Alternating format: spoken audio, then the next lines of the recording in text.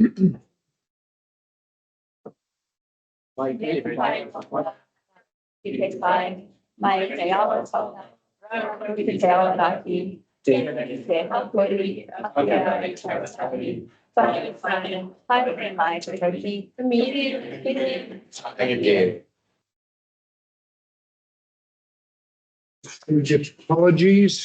Do we have any apologies?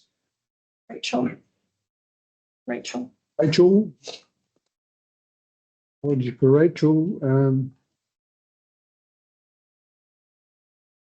You want to move that? Mayor Cretney, and seconded by Deputy Mayor. Those in favour? Against? Passed. Conflict of interest declared. Anyone?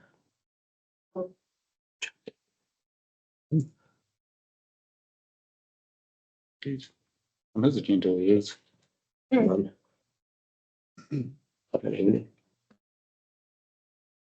True.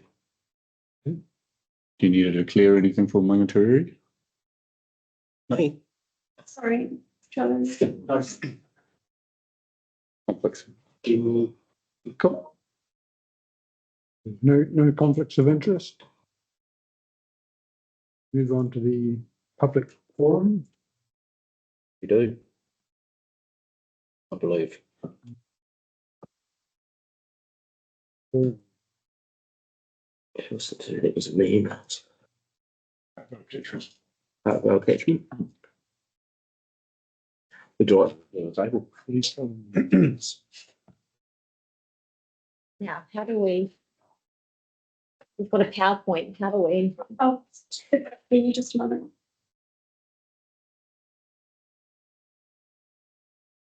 Okay.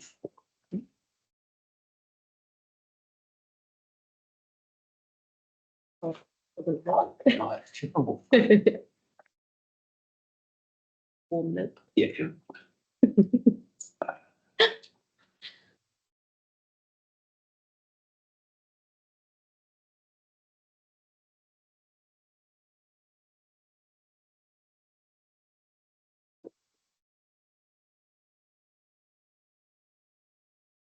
Got a job.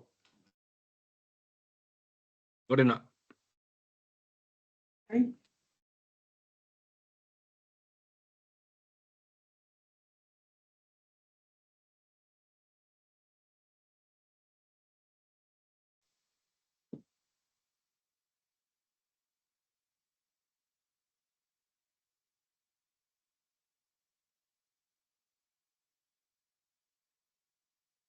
So it might be easier if you just click through as we as we go. Before you start, 8 minutes. Yeah. I'll time you, and then 2 minutes for questions. Cracking. Thanks for having us here today, everyone. My name's Lisa Stevenson. I'm a local dairy farmer just out at Kokotau, and I'm the coordinator of the catchment, Pikevale Catchment Trust. This is Clarence Stolter, also a farmer in the catchment, and he is our chairman. I'll pass on to Clarence to start the presentation. Yeah, so start off with, I think, just generally explaining what catchment groups are.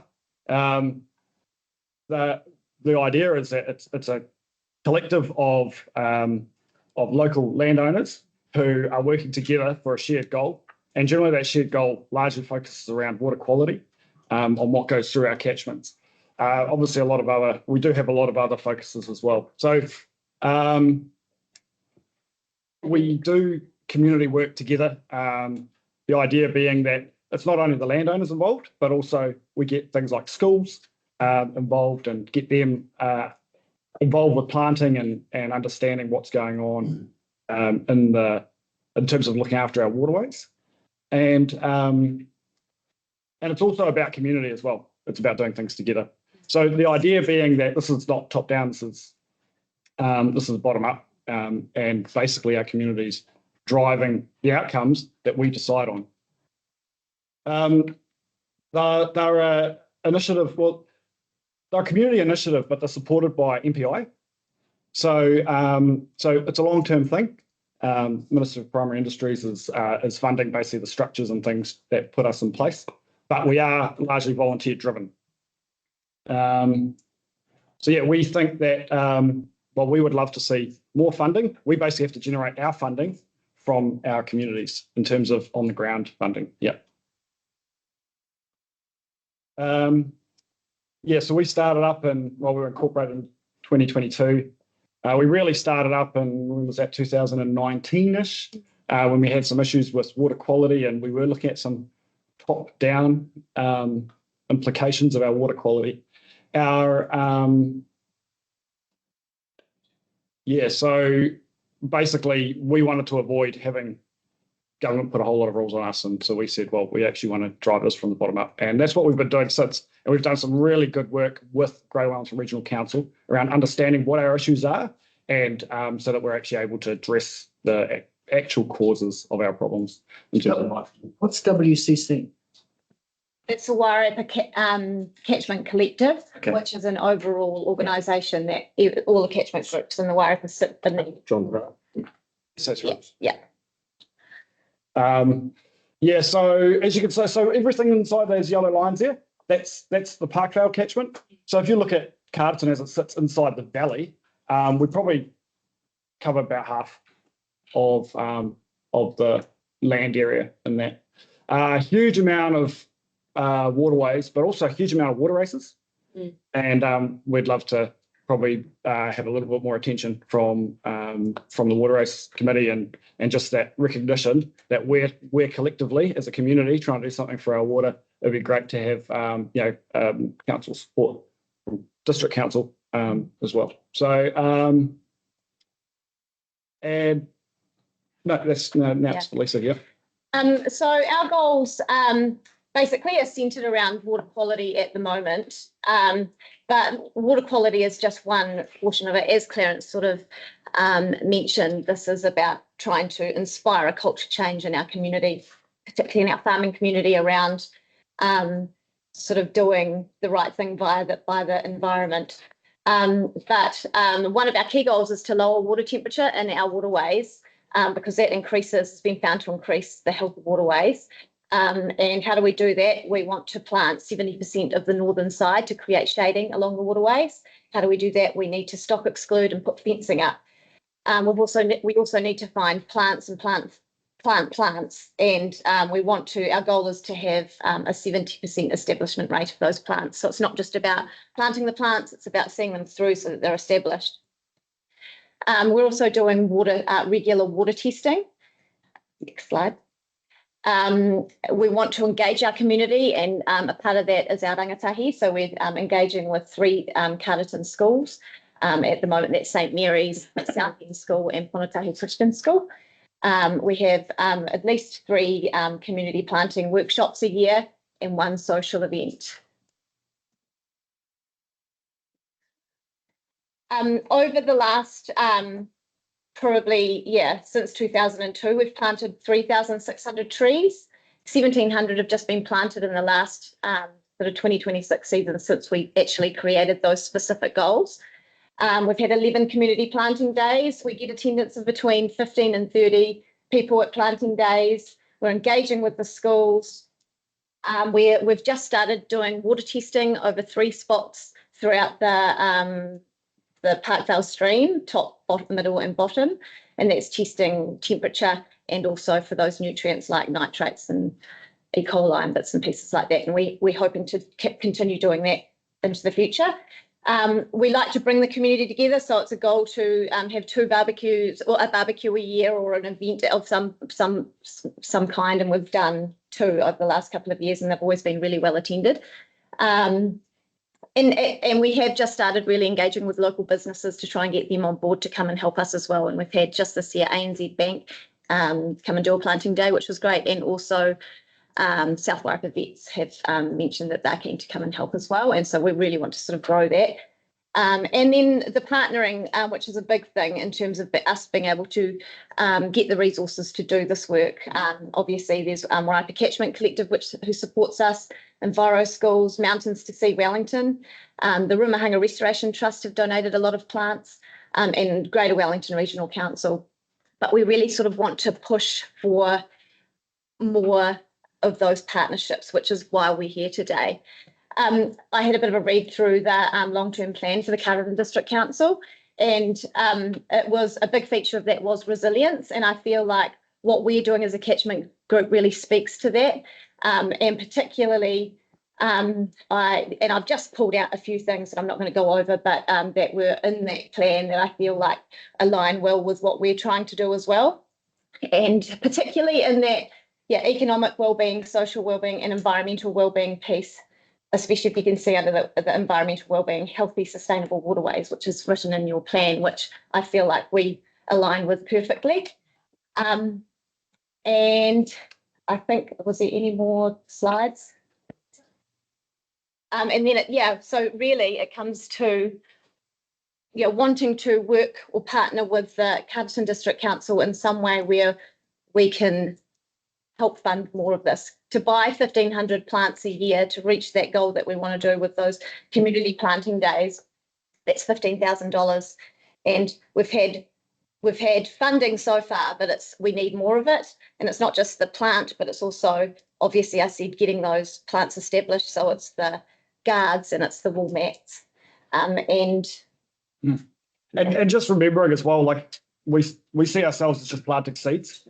So we're doing a lot of work, but it's just planting seeds, because ultimately it's education. It's about getting students on farm, to get them to understand the value of these sorts of projects, but also to get farmers, landowners to say, oh yeah, we want to do that work as well. So we're encouraging that kind of work, and we think that we should be well supported, and I think we need to be recognised as an important part of the future. Maybe a bit tongue in cheek, but catchment groups might be around longer than district councils. So worth the thanks. Right, you take over. Any questions? Questions? Yeah, I've got a question. It seems you're doing a lot of the work that Greater Wellington Regional Council has some responsibility for. Surely they must be providing you a fair amount of funding. If not, why not?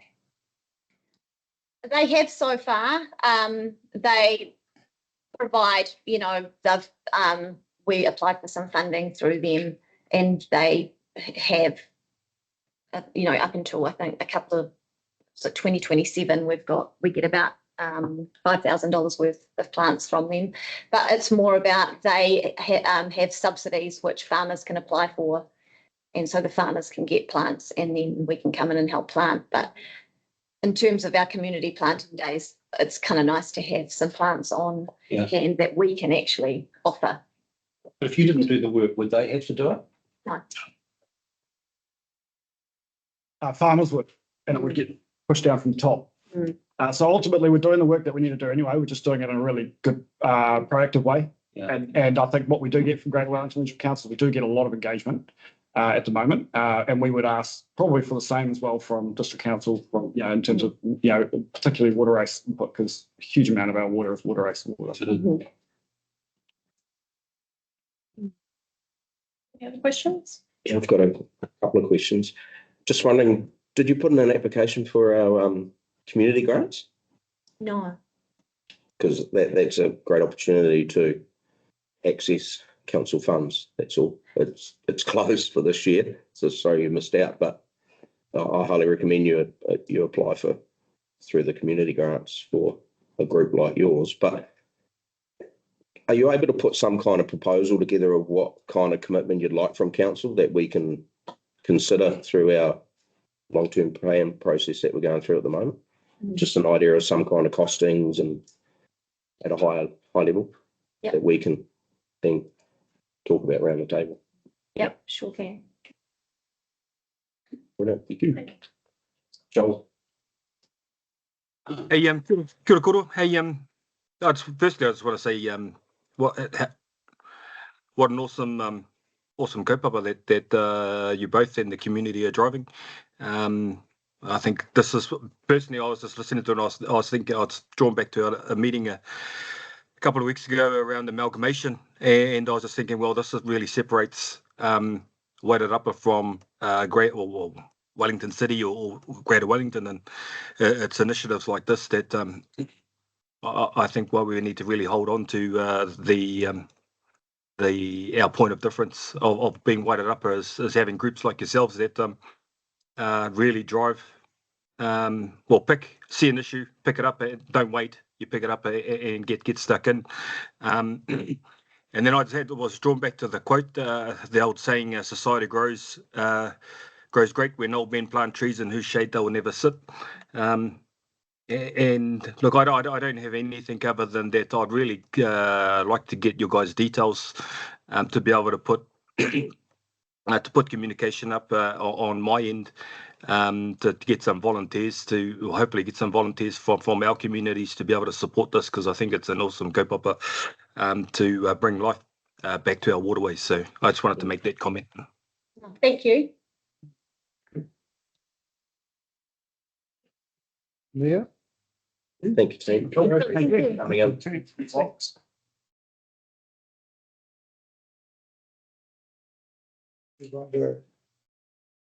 Confirmation of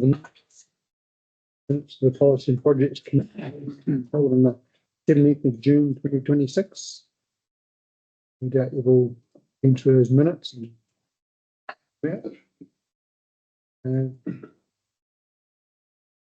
I'll move those minutes. I said a question. You got a question?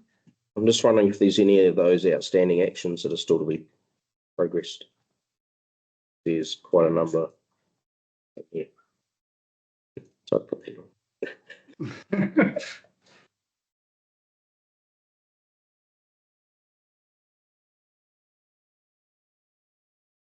I'm on page 11.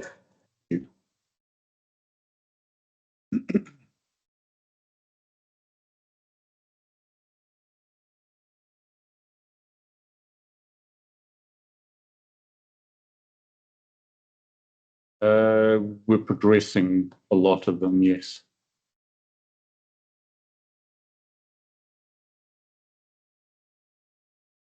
No, nothing with that we've got a conclusion for at the moment.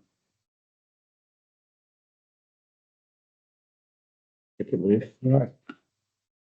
You've moved, in your move of minutes be accepted. Thanks, Steve. Councillor Della. Any seconder?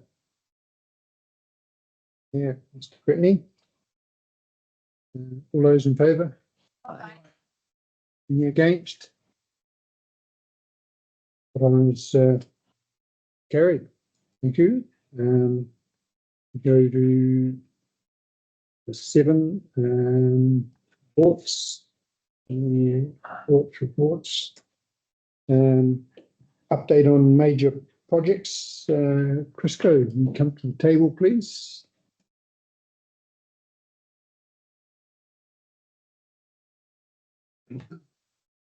Good morning, Mr. Chairman, councillors.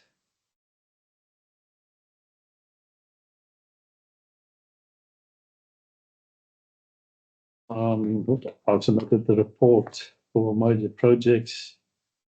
I just want to, before I start, my first item is the desludging program. And I was asked whether Composting New Zealand could be present here today. I've told them to be here at 9 o'clock. They haven't arrived. So,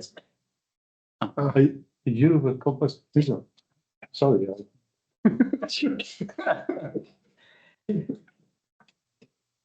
I'll have to introduce you. You've probably introduced yourself. I'm Ruth Clark. I'm a quality assurance manager for Composting New Zealand. Apologies from our managing director. He was had an urgent matter to attend to. I was not able to be here today. You would have recognised him, I guess. Yeah, I understand Christo's confusion. Sounded like he was expecting. Oh, sorry. The route that I've been dealing with is, have you got two routes? No, that's me. That you've been dealing with. Sorry. Apologies. So, Okay, let's start with the composting pilot program. So basically the report that you see at addendum or attachment number 1 is reporting that the trial has been a success, and it gives you the various options, and I'm just going to touch on the 2 options, option A and option B that they provide to us. Option A is breaking it down into 1 or 2 or 3 batches a year that we can do, like a 600 tons of treatment, 600 to 1,000 tons of treatment. And then option B, and that would be a Carterton only option. So only Carterton's sludge to be removed and converted into compost.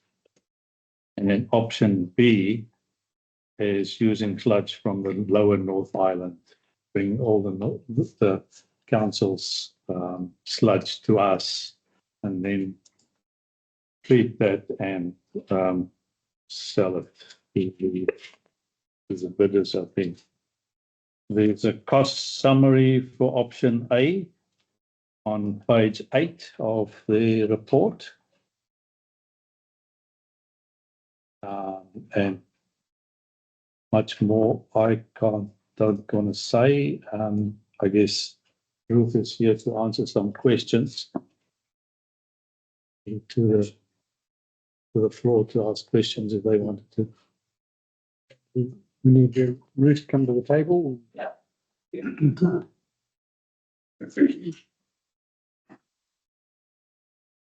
Hi, I'm Ruth, the one and only. You must be from composting.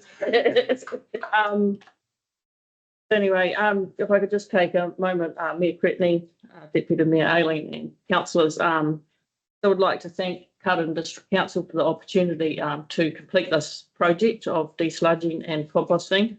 For a quality assurance perspective, I think the results have been outstanding. The composting demonstrated that we can reach temperatures to break down pathogens and turn the compost into a beneficial product.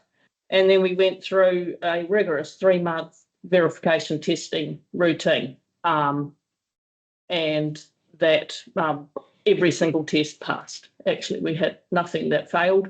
And so that means I was then able to invite an auditor to review our environment management plan, look at all our processes, our record keeping, everything that we need to do to say with confidence to permit Composting New Zealand really to say that it is a grade A1 product. So I'm absolutely ecstatic about our results. I think we ran the project really well, and hoping that with what has been presented in the report, that it can be considered as a viable long-term alternative for your sludge management strategy.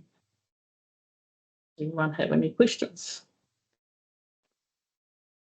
One of the questions I had was the fact that it all passed is fantastic. Does that mean it was too conservative in terms of the 80-20 split of our material in the ponds versus what you were providing? Where did that ratio come from? That came from Brendan. Yeah. So he's done this in the past, and you need the correct proportions of carbons, nitrogens, particularly the green waste. So the green waste ratio is very important. If you reduce that, you run the risk of the heat not heating up enough. So that ratio is pretty critical. Mm-hmm. And that's the benefit of the experience and knowledge that Brendan brings to the project.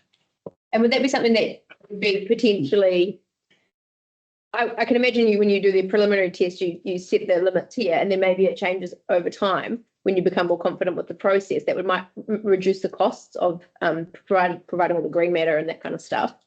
Is that something that would be looked at, or it has to maintain that 80-20 to make it actually function? The composition is probably needs to remain as it is, but there is a significant cost reduction in that for the Carterton sludge. We've done the what's called the verification testing.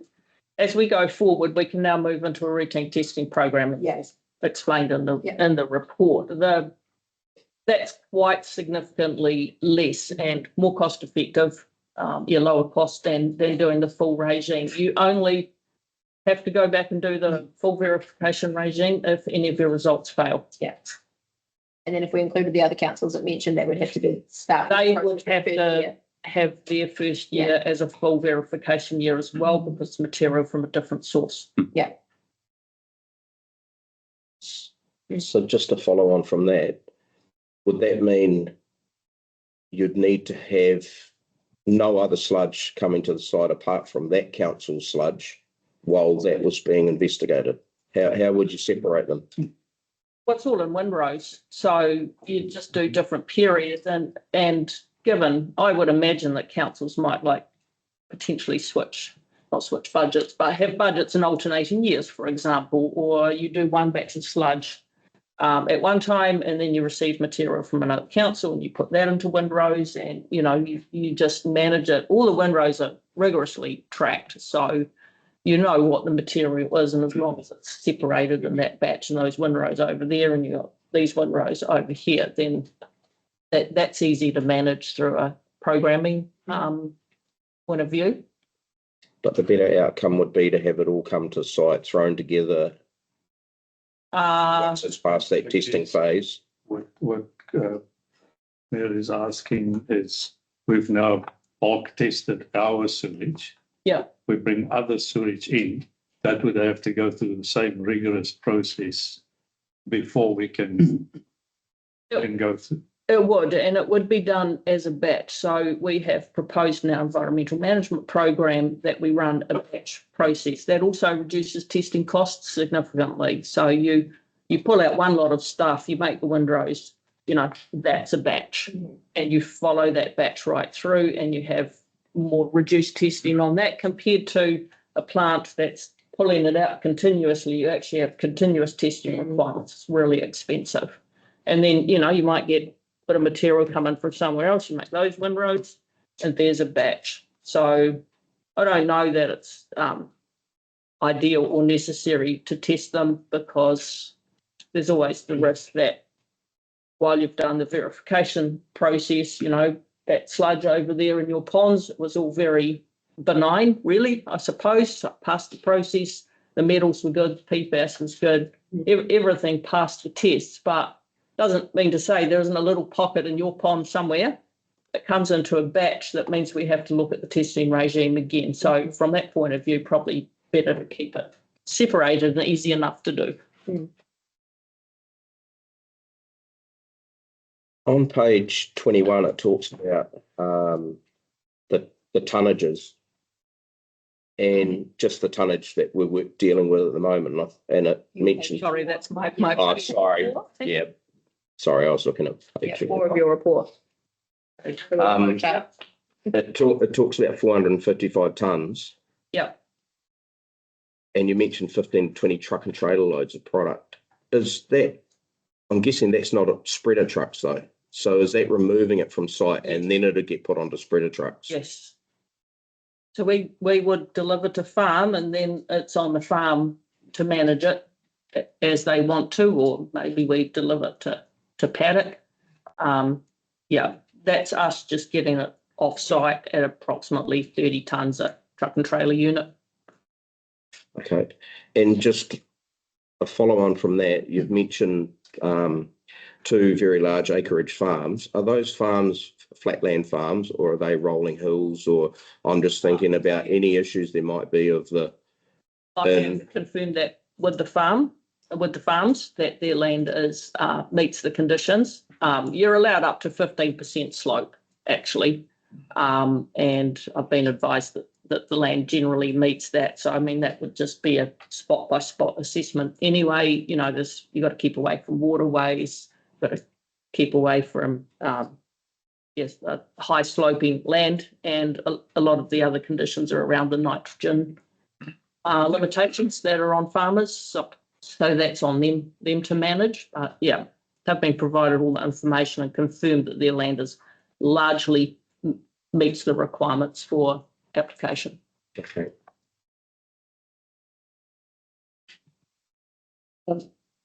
So there's no value in this product to the farmers. They don't pay for it. They're not, no, there is no value. So the value for everybody is it's a win-win. So I mean, the value is in the compost because compost does provide value to land in terms of there is nutrient value in it. Absolutely. You know, there is nitrogen, sulfur, range of elements.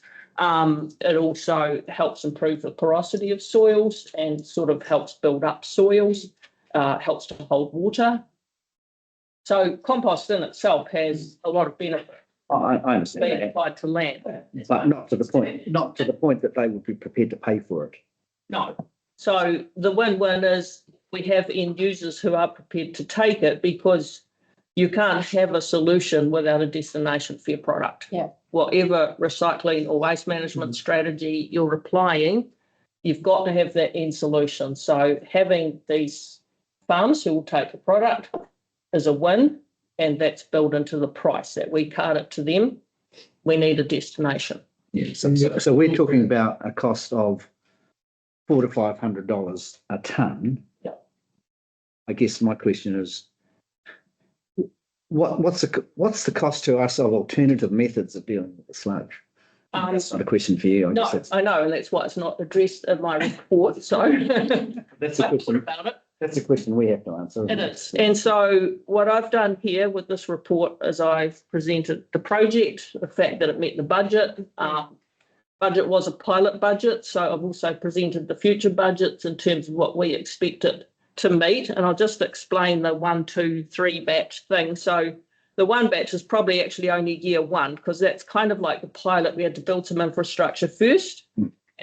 That took 6 months, or what, you know, that might take 6 months, and you've got 6 months left to do one batch, or depending on the space, potentially 2. I don't know, you know, that's up to you what that facility looks like and how it's sized. But then once the facility was there, presumably you could do one batch in 6 months, start the next batch in 6 months. And of course, this is all budget dependent as well. And then carry on like that. The 3 batch thing is subject to a different processing technology, which we would have to explore in the future, which is much faster than what we're currently doing, possibly faster. You've taken into account the delivery cost. What about the spreading cost? Where's that? Spreading cost sits with the farmer. So we deliver to them, and that's where they have to think about their benefit ratio. So yeah, that's why we just will deliver it to them, their end market, and then how they apply it and manage it is over to them. We have had conversations with the regional council. So if we were to continue, we'd need to get a separate resource consent. And the lime pad, we've been advised, is not appropriate long term. So we'd have to spend money upgrading that as well. Just to deal with our own stuff. Correct.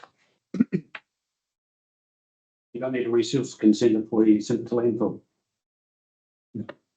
No, but you pay quite a lot of money and increasing waste levy costs, emissions trading scheme costs, and you know, in the end, it's not a sustainable solution. So that's factors that you need to think about. But I mean, that's the main advantage, isn't it? That it doesn't. Yeah, this is the main advantage. Reduces waste to landfill. It's sustainable. It's a beneficial use to land. It is kind of circular economy, I guess, in the best way possible. And the composting and then delivering to the farmer is a package that says we've extracted it, we've processed it, we've sent it to beneficial use. So unlike, well, waste to landfill is just waste, but geobags, for example, you could extract it and put it in geobags. You've still then got another step. So you just need to make sure that when you do your considerations around alternatives that you're comparing apples with apples. You know, that's half a step. What happens, you know, in 20 years or however long a geobag sits around, something still has to then be done with that because you've got a big pile of something just sitting on your land. This takes it out, sends it off-site to beneficial use. So yeah, very sustainable. Yes. I have a question just with regards to our team of what percentage of the pond was emptied through the 600 tonne-ish of sludge that was removed? How much more do we still have that needs to be taken out of the pond, that particular pond? That particular pond, we estimated to be about 25% a quarter. That was taken out or? Oh, that was removed, yes. Okay. So yeah, overall, I think it was about 10% of the total volume. Yeah. Massive sludge Mhm. in the ponds, based on the 2022 sludge survey. Yeah, okay. I've estimated that we did somewhere 600, closer to 700 tonnes extracted. Yeah. If you had a bigger facility, you know, I'd kind of put my budget around on the basis that you would do 1,000 tonne batches. So you can pull up your batch size a little bit and get there a little bit faster. Mm-hmm. Yeah, sort of a comment. I've said this a few times in these meetings. I really like this idea because it seems ridiculous to me that we take poo out of a pond and then put it in a bag and go, we'll deal with that at some point in the future and try to forget about it. It seems like a really practical way to deal with it in a positive, eco-friendly type way. I don't know why the broader region aren't looking at solutions in this space more. But my concern is it doesn't have that end user. I just feel like I buy compost. I go down and buy compost from the guy and said, why have we got tons of it that we can't sell or that there isn't a market for? And is that something that you could help figure out? Because there is a market for the biosolids. Free market though. Compost. If you want to do anything else with it, there's a lot of regulation around this. So that sits under the water services regulation somewhere. Right. Yeah. And that drops down into the biosolids guidelines. Yeah. And then there's some regional council regulation around it as well. So our farmers will need to do a biosolids application management plan. Yeah. So you can't just put it hither and yon because it is kind of like, well, it's biosolids, so it's a controlled substance. So even though we've got it to be a grade A1 product, it doesn't need a resource consent to apply, but it is permitted with conditions. Mm. Is there an option for retail sales, or the regulations need to change for that to? I think that would take a lot more work. Probably has been done, but I haven't looked into it that much. That wouldn't make it profitable, wouldn't it, if you go retail? Sorry, my understanding is Te Mata Rawai are looking at it because New Plymouth did used to sell it, a different product. A rose conditioner, bagged up. A pelletized, so there was definitely issues in terms of that because it did restrain what they could use it from a commercial point of view. Human waste. Yeah. It has a much higher standard and restrictions around it compared to just standard green waste compost. Yeah. Right. So regulatory thing. Yeah. And I understand they are looking at and trying to modify that on a repeatable sort of process. But that's not, we don't understand what sort of that might look like in the future. Cool. Sorry, I had one other question really quickly. With regards to what this would mean with the water services entity being set up and the ponds changing ownership and all of that side of thing, would you imagine it would be an arrangement between Composting New Zealand and the CCO going forward? Because we won't have the ability to make decisions on this sort of stuff. No. Probably. So I suppose that's a transitional thing that sits with Carterton District Council, really. So I mean, we're essentially a contractor with an offer of service. Yeah. And so who we provide that service to is subject to what happens, I guess, in terms of the structure. Yeah.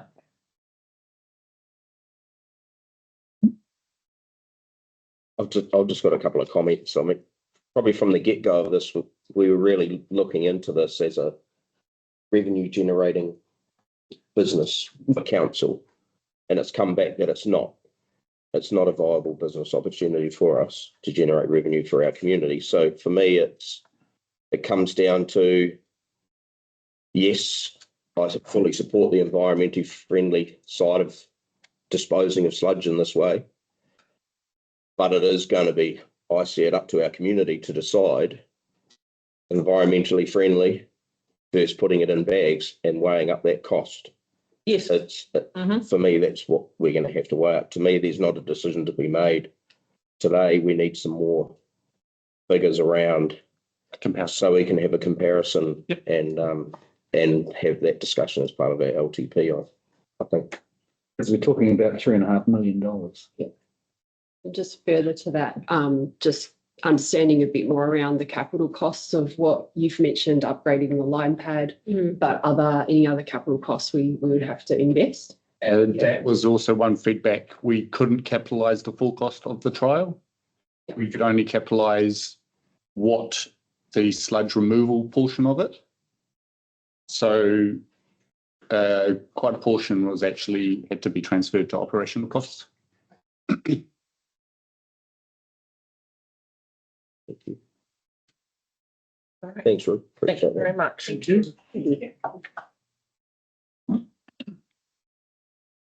Street. Renewal.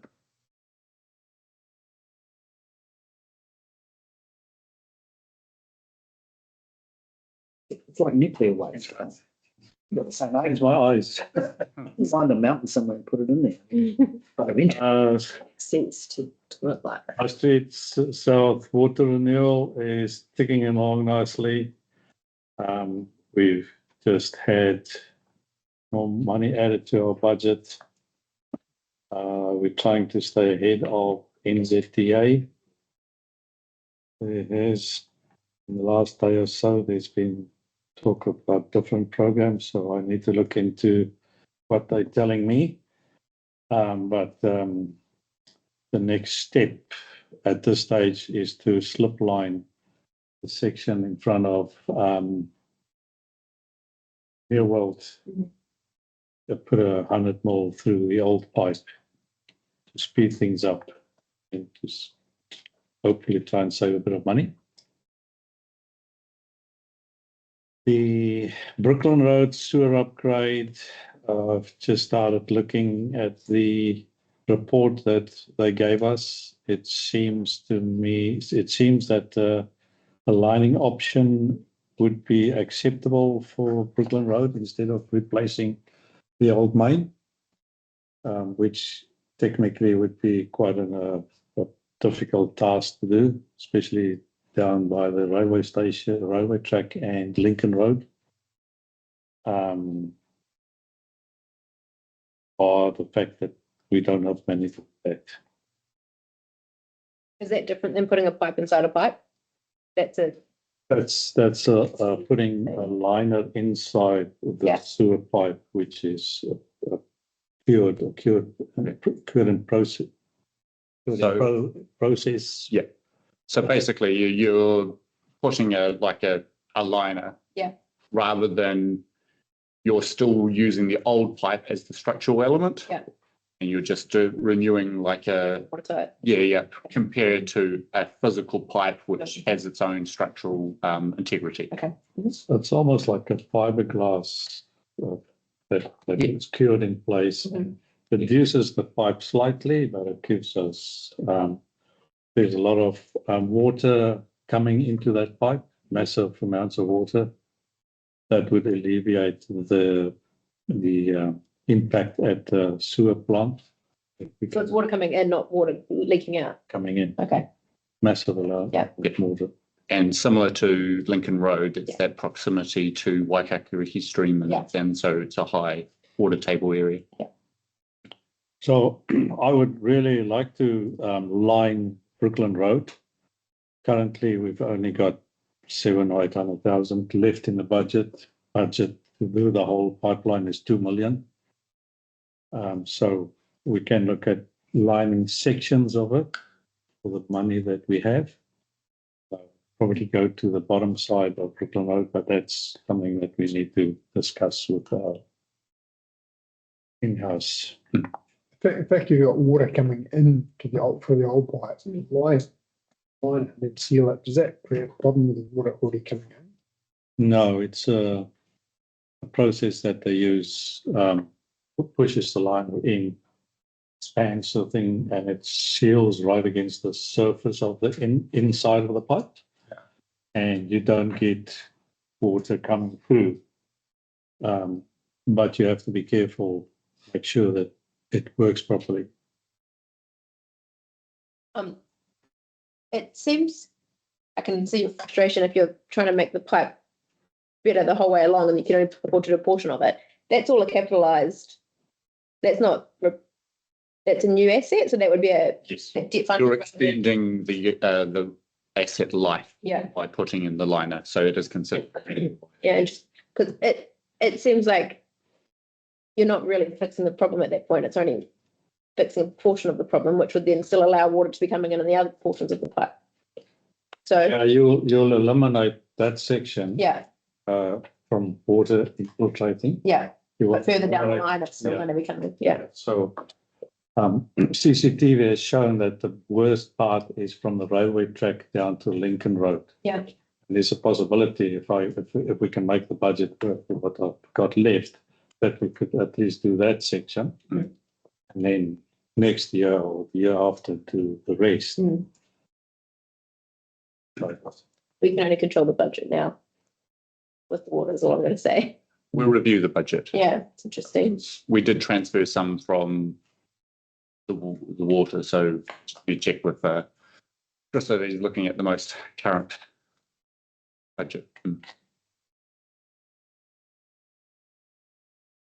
4.5 wastewater treatment plant inlet works, progressing well. It's still on program. Design process is nearing its final stages, and we expect it to be starting the construction in October of this year. Solar panels, 4.6 is currently out to tender and closes on Friday. Tenders close on Friday. Get this tomorrow? Yes. Oh, sorry, tomorrow. O'clock tomorrow. Yes, I've got the date right. Has many people responded to the tender? I've had 4 or 5 people coming to the meetings, tender upfront meetings or tender information meetings. Yep. Whether they're going to submit tenders, Yet to find out. I don't know. We'll know that tomorrow. Yep.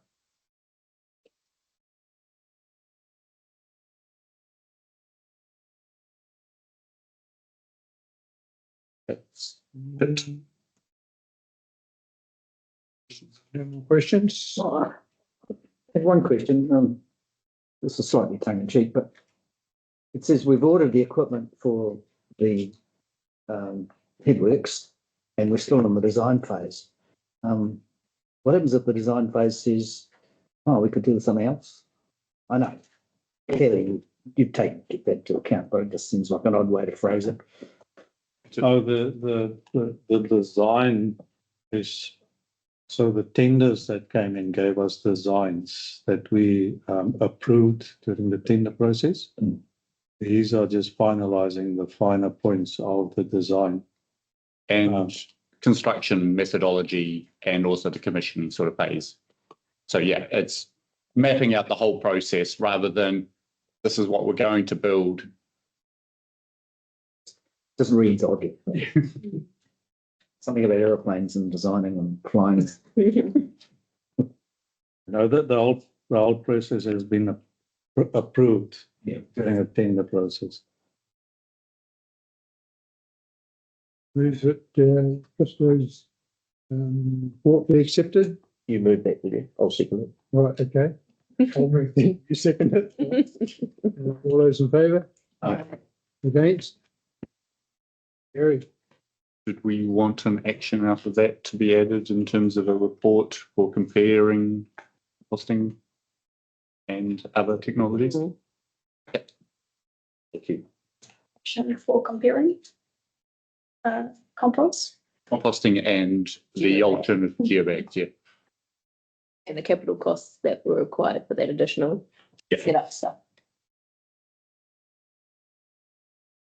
Thank you, Krista. Thank you. Move on to 7.2, page 41. water operations report. Matt, the table, please.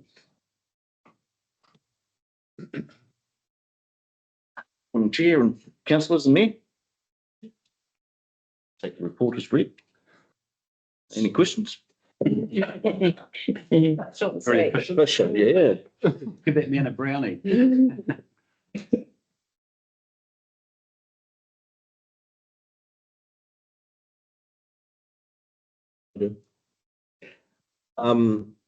Just on page 41, and you've talked about the wastewater treatment plant. When do you anticipate we might need to go to emergency discharge if existing conditions? At the moment, we're minimal governed by the river. So at a point where we'll have to discharge, we are at the moment. River level has come up, but yeah, it all depends on river flows and our dissolution rate for our discharge point. So at the moment, we're minimal. We can't go above a certain amount of discharge, and that's it, basically. But if we top out and we can't take any more, it gets to a point we have to have an emergency discharge. We're governed by the river level. Even then. It has to have a dissolution. Yeah. Mixture of the water and sewage going together. So that, and I think he probably has a bit more in terms of in his report, it's that 50-1 ratio that we need to discharge at. So we're unfortunate that, circumstances are that we're full, minimal in terms of discharge, river flows for probably going on 6 weeks.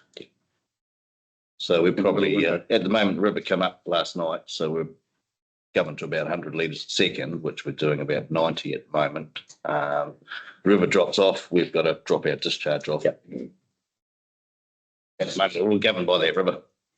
It's the same problem for South Wairarapa. I couldn't tell you, sorry. They will have similar conditions, yes. Yeah. And it is on the receiving environment. So our discharge is to Mangatariri with that sort of ratio.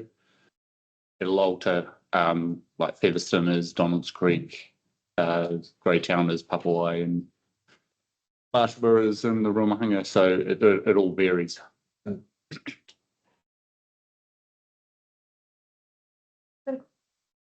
Probably a girl question. So say it's like raining lots and the river's not flowing very fast because it hasn't rained up on the hills. Do the ponds just like overflow? Like No, we try not to do that. But it could happen though, right? Because if we can't discharge, Yes, it will happen, it would just naturally discharge over the edge. Okay. We do have a pivot, so we have been running the pivot to land. So the chances of that happening are very, very low, that it would just need to trickle over the edge. We try to maintain it to a point where we don't have that issue. Okay. Takes a fair bit of sunny weather, I guess, to get the land to a point where you can discharge to land.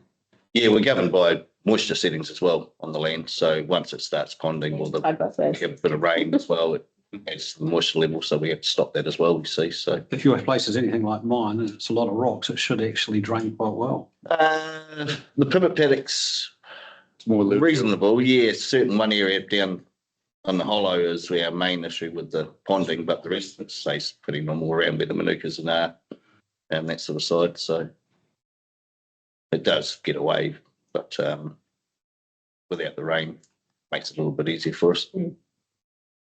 But without the rain, can't, there's no water in the river. So yeah, we need rain for the river. Rain for the land. Actually, it seems to be more in the valley, not up the hills at the moment. So yes. We need to find someone with some influence. Start praying. We're suggesting My question was sort of following on from Lou's question. I'm just conscious that the reports are saying that we're going to go into a really big drought this summer. How do we best prepare for that now when there is, if there's governing rules around what we can discharge to the land and there's rules around discharging to the water,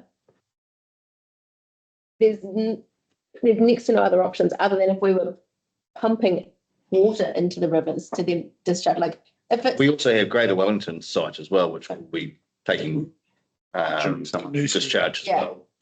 that'll be over summer. Yeah. At the moment, they're not because their moisture levels are the same as ours. Yeah. So we do have the pivot, which will be running pretty constantly over summer, as well as Greater Wellington taking at night time to water their irrigation as well. I'm only saying because I just noticed when I drove past as well, I was like, they're really brimmed up at the moment. And I sort of, if it starts spilling out, I'm guessing that would make the town stink really badly. It's not too bad because it was the infrastructure is still coping with a lot of still- groundwater coming in. That's Yeah. probably more groundwater than sewage. So fixing the pipes would then be. Beneficial. Yeah. Yep. Sorry, sarcasm. Yeah. Interesting. No more questions? Match report, anyone, heard we received match report? Brittany? Jane? You? Right, thank you. Thanks, mate. Thanks, Steve. Right, move on to 7.3, which is the Waikato maintenance report. Lawrence, it's you. Chair, I will also take the report as read. So it's been discussed for a while about looking at what the actual costs would be. We did historically clear the Waikakiriki stream, but since that, the last time I heard of it was probably about 5 or 6 years ago when we actively went through clearing it. But there has been significant subdivisions, so access is restricted. So we've had a consultant and he's been talking with Rural Works and Pikey, who has previously done it, to look at access and what would be required and come up with an estimated cost to clear it out. And they came up with about 25 days at $1,500, which is around $37,000 to clear it. But there would be additional, because the new regulations require us to get permission, we can't actually go onto the land.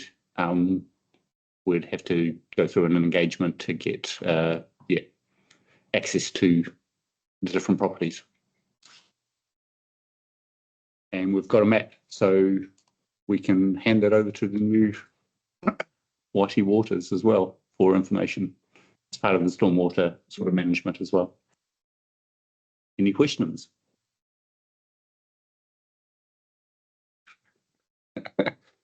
Mayor? Question with regards to consents in Greater Wellington Regional Council. Mhm. When we look at our consent report with consents that are outstanding for years and years and years, is this the kind of consent that they would just ignore and it wouldn't get dealt with? Or is it something that could potentially be turned around quite quickly? Potentially it could be, but realistically it would still be that 6 months of work. Is in as yet unbudgeted. Yeah. And that cost, that would be something that you'd recommend that would do annually, or it would be something that you do every handful of years? We've got this as an analysed cost. Yeah. We'd probably budget. I would recommend budgeting for an annual sort of clear out and then review whether it's necessary. So it'd make the job a lot faster if you keep on top of it regularly and. There is that, yes. The costs. But then talking about clearing the ward races and that varies year to year depending on weather conditions. Yeah. It might not need clearing if it is a super drought and it's coming off all the grass because it is the vegetation that we're clearing predominantly.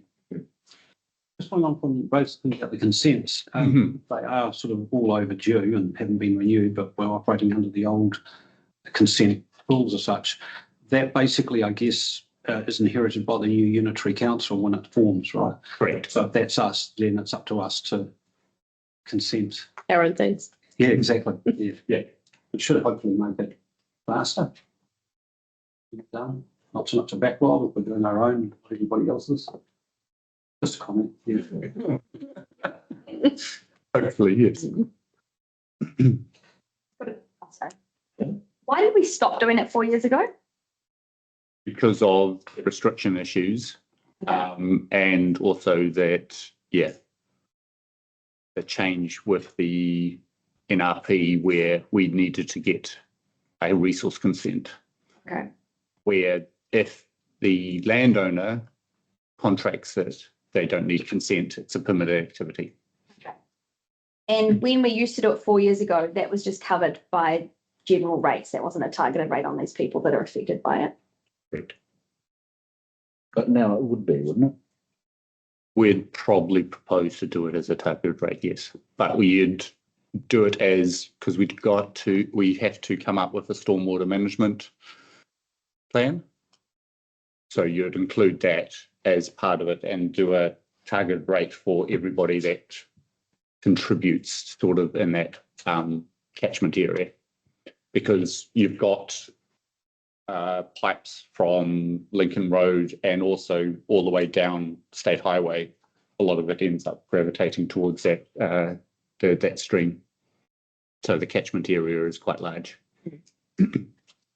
Of Carterton it is. Are you talking about $40,000 a year by maybe 1,000 properties or something?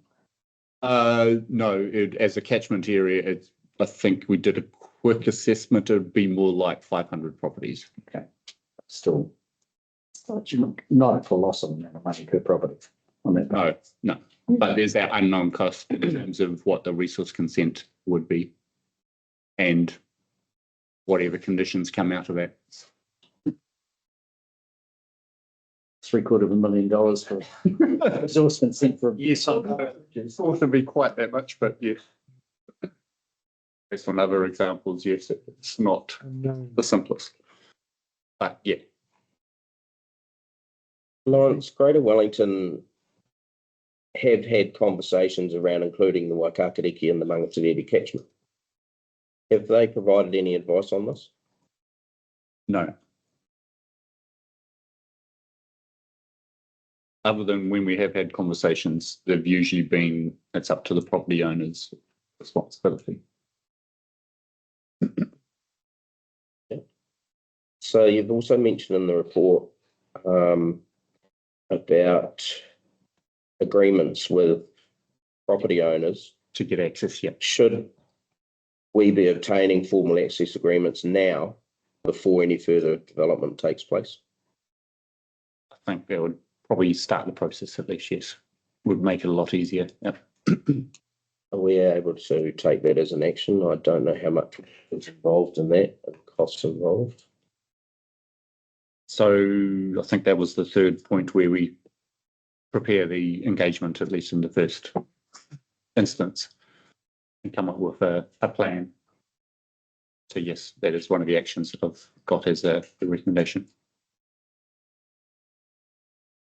So, but that, okay.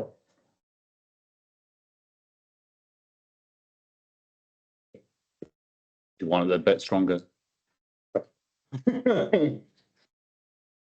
Engagement and agreements.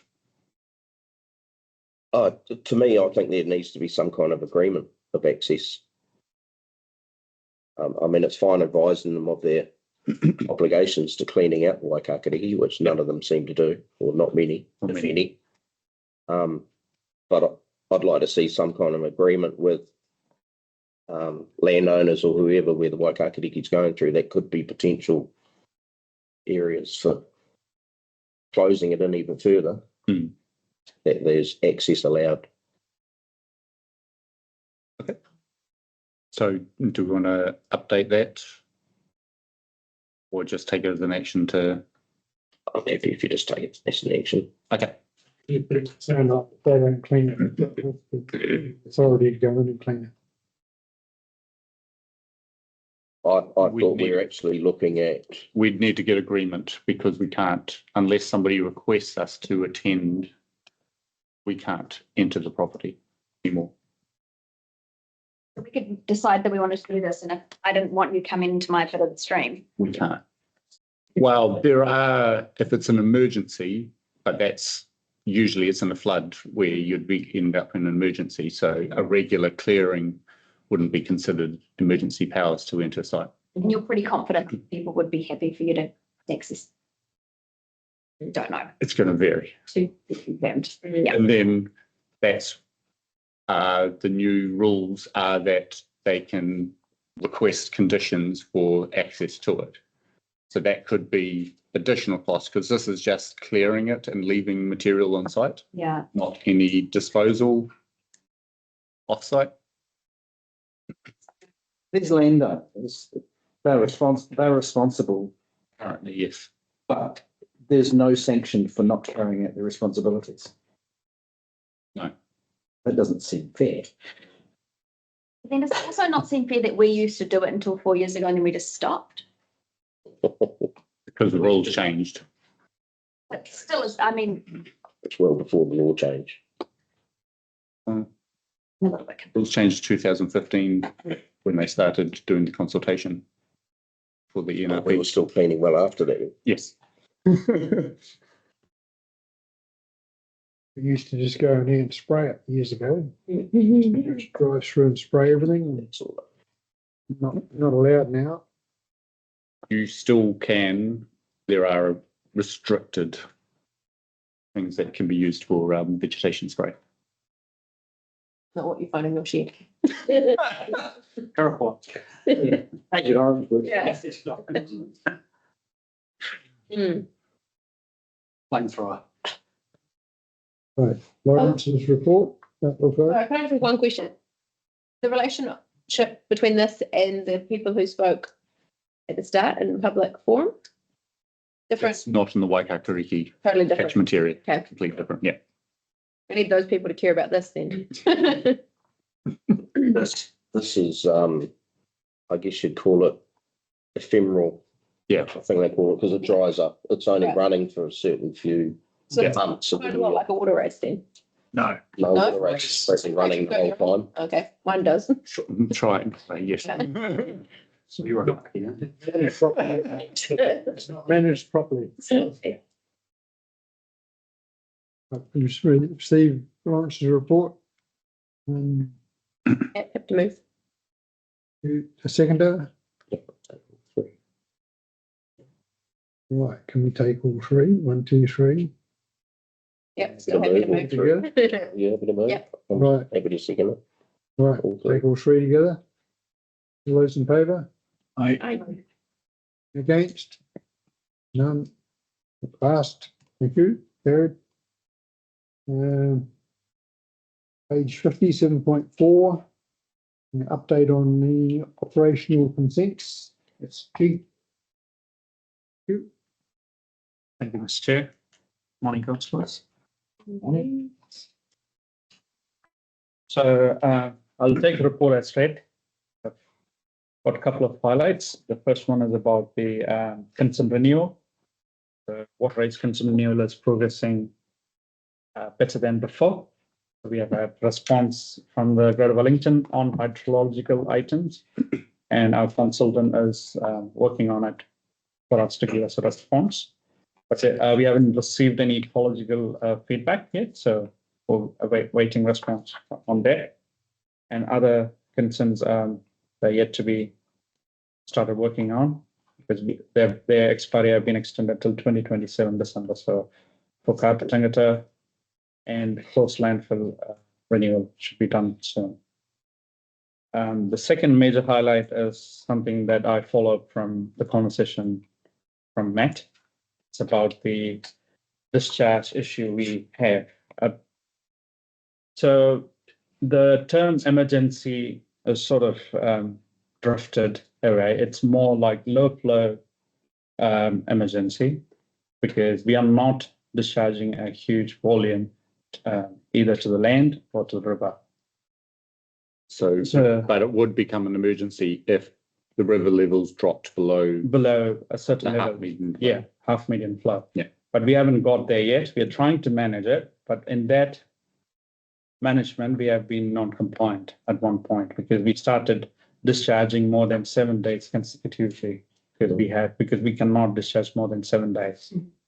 But I had to notify Greater Wellington, said this is a concern we have, what we could do here. So they said we can continue discharging with the low flow conditions, but it will be deemed non-compliant. But we have no other choice. So also another concern here that we have got is the cost involved in this low flow provision, because we need to do daily sampling. Daily sampling, that is, so I've roughly calculated a total per sampling day is from 3 sites, upstream of outfall and downstream of outfall, with cost is roughly $588. But it's part of the condition that we need to do during low flow discharge. But we generally do not expect to extend this for this long. We started low flow since July 15. And it's been ongoing, except for a couple of times we had a surge in the flow, but it dropped quickly. So we went back again to low flow project. So roughly we have spent around $14,000 in the last 1 month, not including GST. So that's putting stress on our wastewater treatment plant operation budget. So my report therefore proposes an investigating a validated UV disinfection system, which we do have at the moment for emergency discharge, but we still need to do additional sampling with the current conditions we have. But my idea was to have an additional treatment barrier, a UV treatment plant at the end of the reservoirs, and along with the discussions with Greater Wellington about whether this could support more proportionate risk-based consent and monitoring framework where we could reduce the additional sampling. So because we are having a lot of treatment barriers, and that should not put the environment at risk if we add UV in between, despite the low flow. That's my idea. But also with the additional sampling, it's just not the daily sampling. We also got to do the macroinvertebrate sampling, which requires a consultant to fly down from Auckland at this point. And that was close to $5,000. So that's 20K.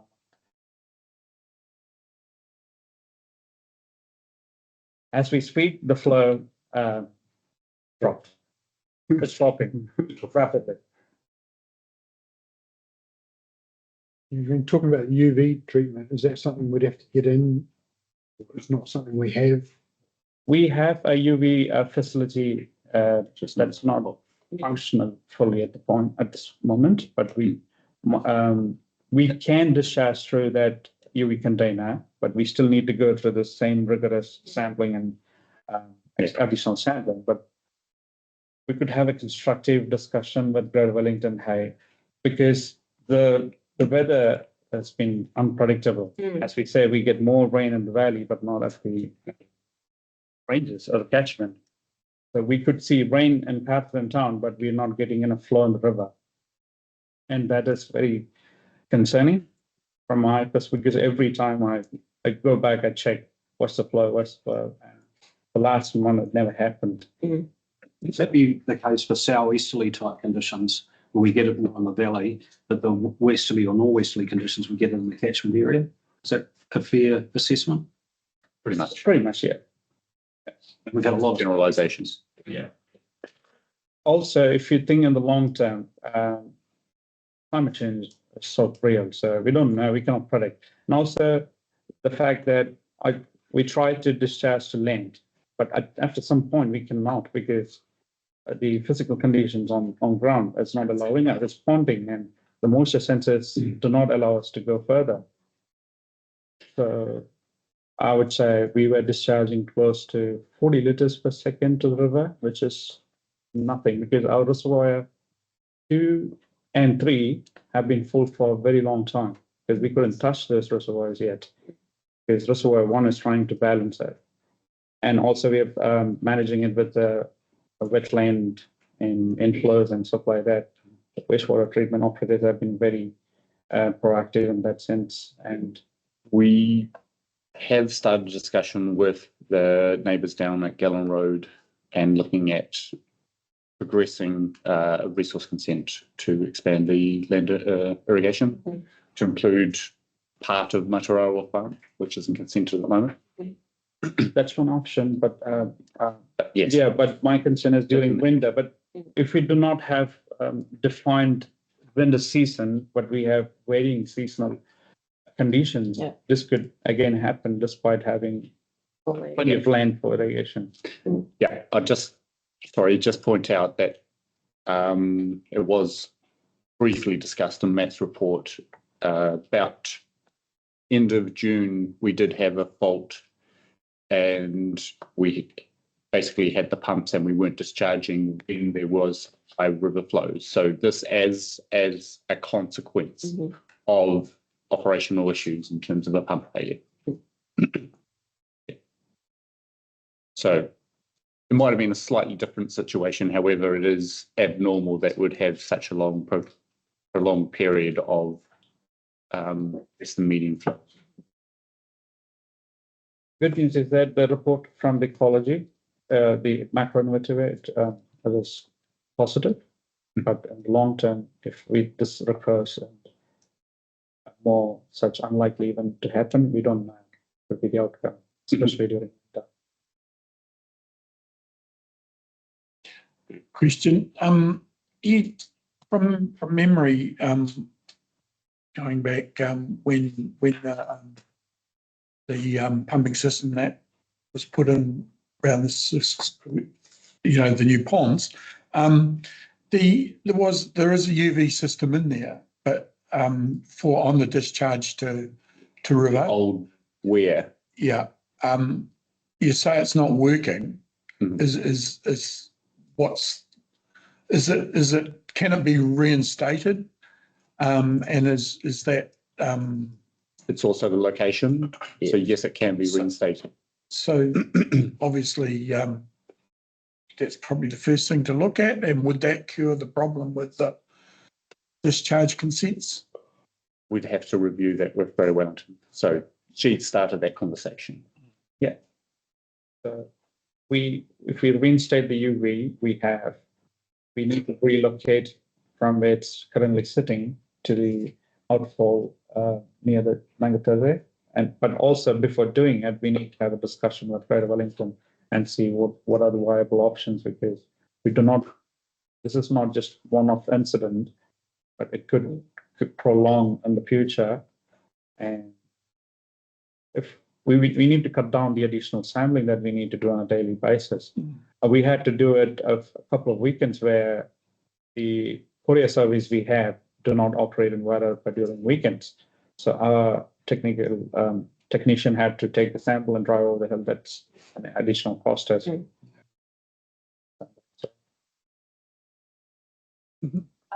My question was, what are the ramifications of being non-compliant? And I lean on the side of being non-compliant myself.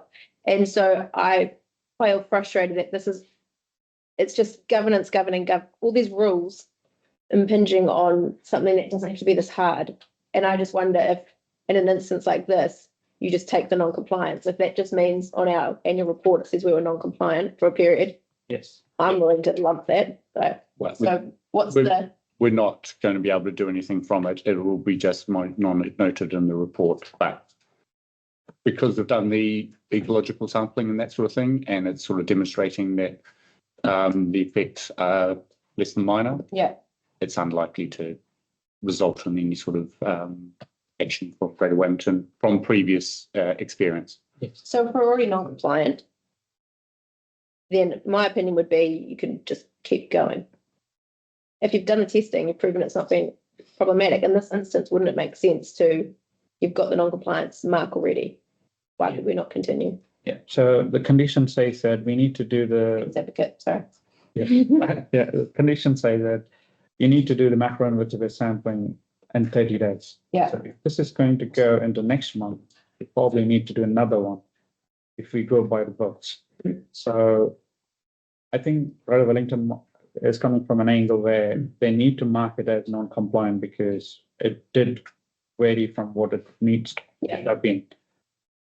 But not necessarily it was overlooked or a failure from our side, but it's just a grey area where we were not expecting it to happen because of the nature and climate change stuff like that. So I think we probably would consult with the ecologist and get him to write a report to say that there's no benefit, as well as this consent conditions was usually envisaged on the shoulder sort of period where we were coming out of winter or going into winter, where Yeah. storage might be because of equipment failure, and midwinter out of ordinary.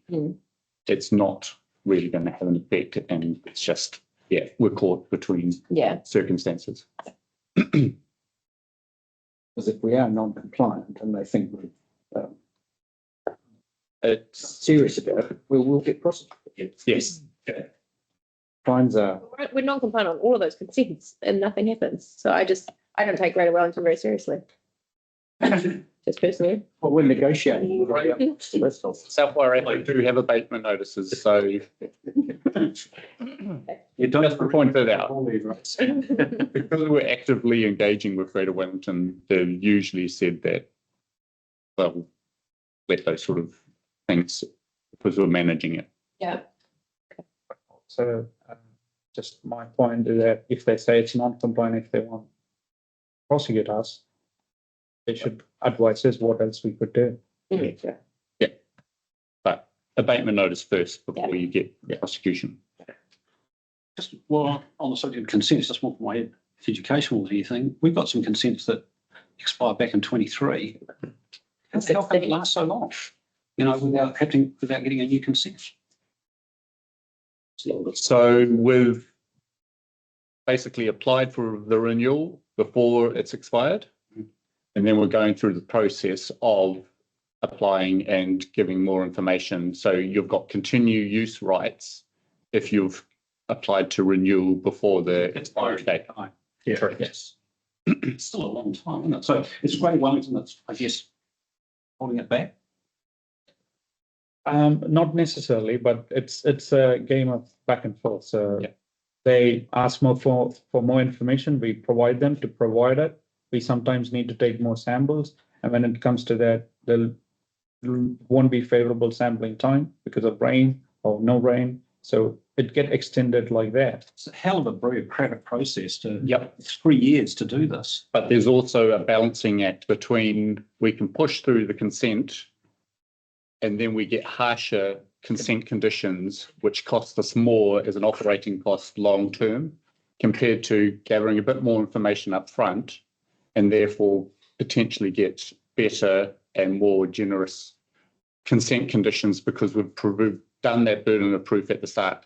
Sure, and we have to be pragmatic, totally about that. It's just that it just seems like the whole process doesn't seem fit for purpose, just the way it's ended up. Assuming that's why the government's looking at RMA reforms. Well, the consents got extended by default until next year.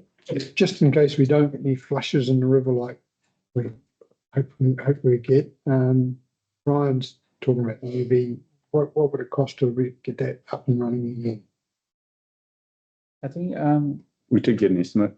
Can't recall off the top. We'll have to come back with that. So we've already purchased ballasts. We purchased them a couple of years ago. We did the registry updated the UVs. I got a price from the technician, about 20,000 to disassemble the old units, pull the cabinets out and reinstalled new ballast units and new UV lamps and sleeves and everything like that. So then about a week's worth of work for them to reinstate it to a new unit. That's in the existing location. Yeah. So that would get us out of a situation No, the other end. No, because we'd still have the restrictions and the additional sampling costs in the river. So it's not really saving us anything unless we get a variation so they can discharge. So I have a couple of questions on that, and whether you're able to answer or not. Back when the reservoir project was proposed, a UV was proposed to be put in, and it was decided not to. If that was put in, would that have achieved what we need to do today? And what was proposed back then, and what is the value of that to be able to fulfill that commitment that the engineers had? In terms of that, so it would be similar sort of costs except for the relocation of the UV unit. However, we would still have those low flow conditions. The only benefit correct me if I'm wrong, Keith, would be that you'd have that UV. However, we are complying with the E. coli limit?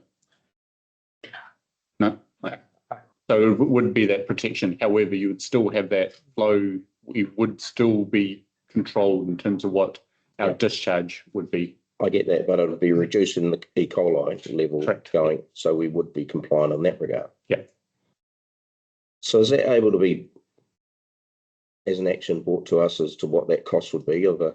Yes, installing. We did allow. I'm not talking about the existing one. I'm talking about what was proposed initially in the. For me, I feel like we're trying to work out a temporary issue to something which I see as a possibly a major threat to the ongoing operation of the reservoirs and our whole wastewater system. So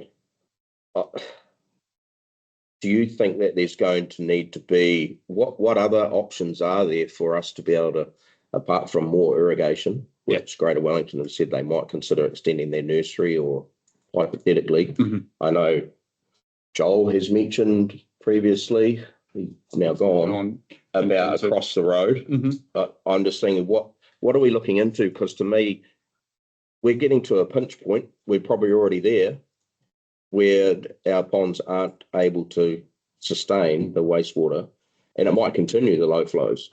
So what are we actually looking at? And I know we're going to be handing it over, but we're trying to hand it over in the best possible way that we can.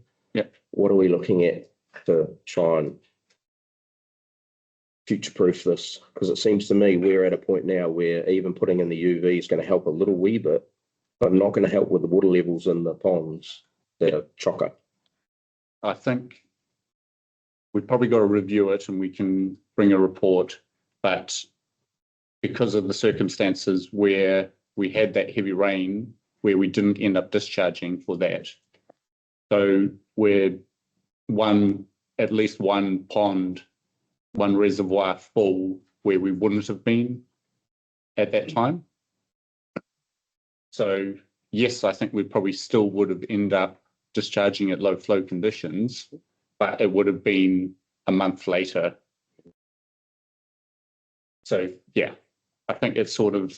There's no saying that we might not have something else go wrong, which stops that again. So to me, it's what are we going to put in place to help mitigate that? So my idea, so as Lauren said, that we lost the opportunity to discharge a huge volume because of the flood affected infrastructure. But despite that, we would have still gone into low flow provision at some point. But I think this as a sign, this could happen anytime in the future. So if we condense down to a point, the idea is that we need to be more resilient in a way that we are able to discharge to land and river in such harsh conditions. But there's a limit. The only way to get through that is to have more additional barriers. So we have reservoirs, which does store the water for a long time, but also does treatment. But if we add UV to it, it's an extra, because if I'm looking at the figures now, we had a lot of E. coli, which is like above 100, which is breaching the consent condition individually and together. So with the unprecedented climate change, to be more resilient, it's better to have better treatment barriers. But going on that, we need to look at disposal options, because even though we've got barriers, it still would, you'd have to get rid of the water. So we'll have to come up with options for that. Yeah, I think it'd be good for us to know around the table what might be required, just to give us more resilience with the operational of the wastewater.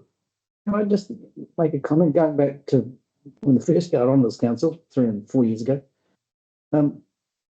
First thing we were presented with was the purchase of Atarala Farm, and we got very excited about that on the basis that would prevent any discharge to the Mangata area. We seem to be a million miles away from there. I find this whole thing quite perplexing, really. But that's what I think it is very aspirational to say 100% to land. When really we not. have been irrigating to land. If you did have 4 or 5 times the area, you still could do it. Yeah, but it is going to be challenging to manage that volume over winter periods. But we're not really using Mataroa funds at all at the moment. No. We don't have the infrastructure as well as we don't have the discharge consent at the moment. It's been nearly 4 years later. It's also quite heavy. Discharging this time of the year. Difficult. Practical. Yeah. Anyway, we can bring. You should have thought that before we do it. Appreciate that, if you can take that as. One thought, I think, whilst I think we probably need some costings on re-establishing or putting in the extra UV, I think to me the ultimate cure is to stop the stormwater coming into the system to start with. And so, if we've got a lot of infiltration still coming in and it's coming from down that end of Brooklyn Road, Lincoln Road corner, that would be, to me, would be more of a priority than working on the UV. We're not receiving water, yeah, if we're not, it's a bit pointless. Discharging, having to discharge stormwater that we could be managing further up the track. It makes sense to do half of that pipe when you do the whole damn pipe. I agree, but we're still going to have failures throughout the network on our pipes at some point. So to me, I think both go hand in hand. Got to look at both of what we're doing.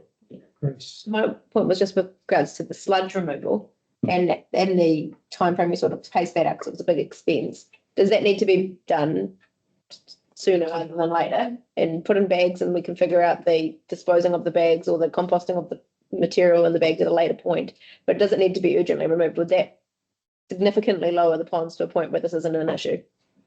I'm seeing nods. Yeah, we definitely, we need to get rid of the sludge and also will help with the storage of the wastewater. Minor, but it would mean that our non-compliance in terms of discharge would be better because we've got more volume that is doing the treatment. Yeah. So it would improve the discharge as well as increase volume. Yeah. Slide one. Yeah, but sludge removal is essential. I just got going back to water race consents, and this has been ongoing obviously with this committee and the water race committee and since May 2023. The way you spoke, by the sound of it, we have satisfied GW with all their requests now, and we're on the home front. Are we looking?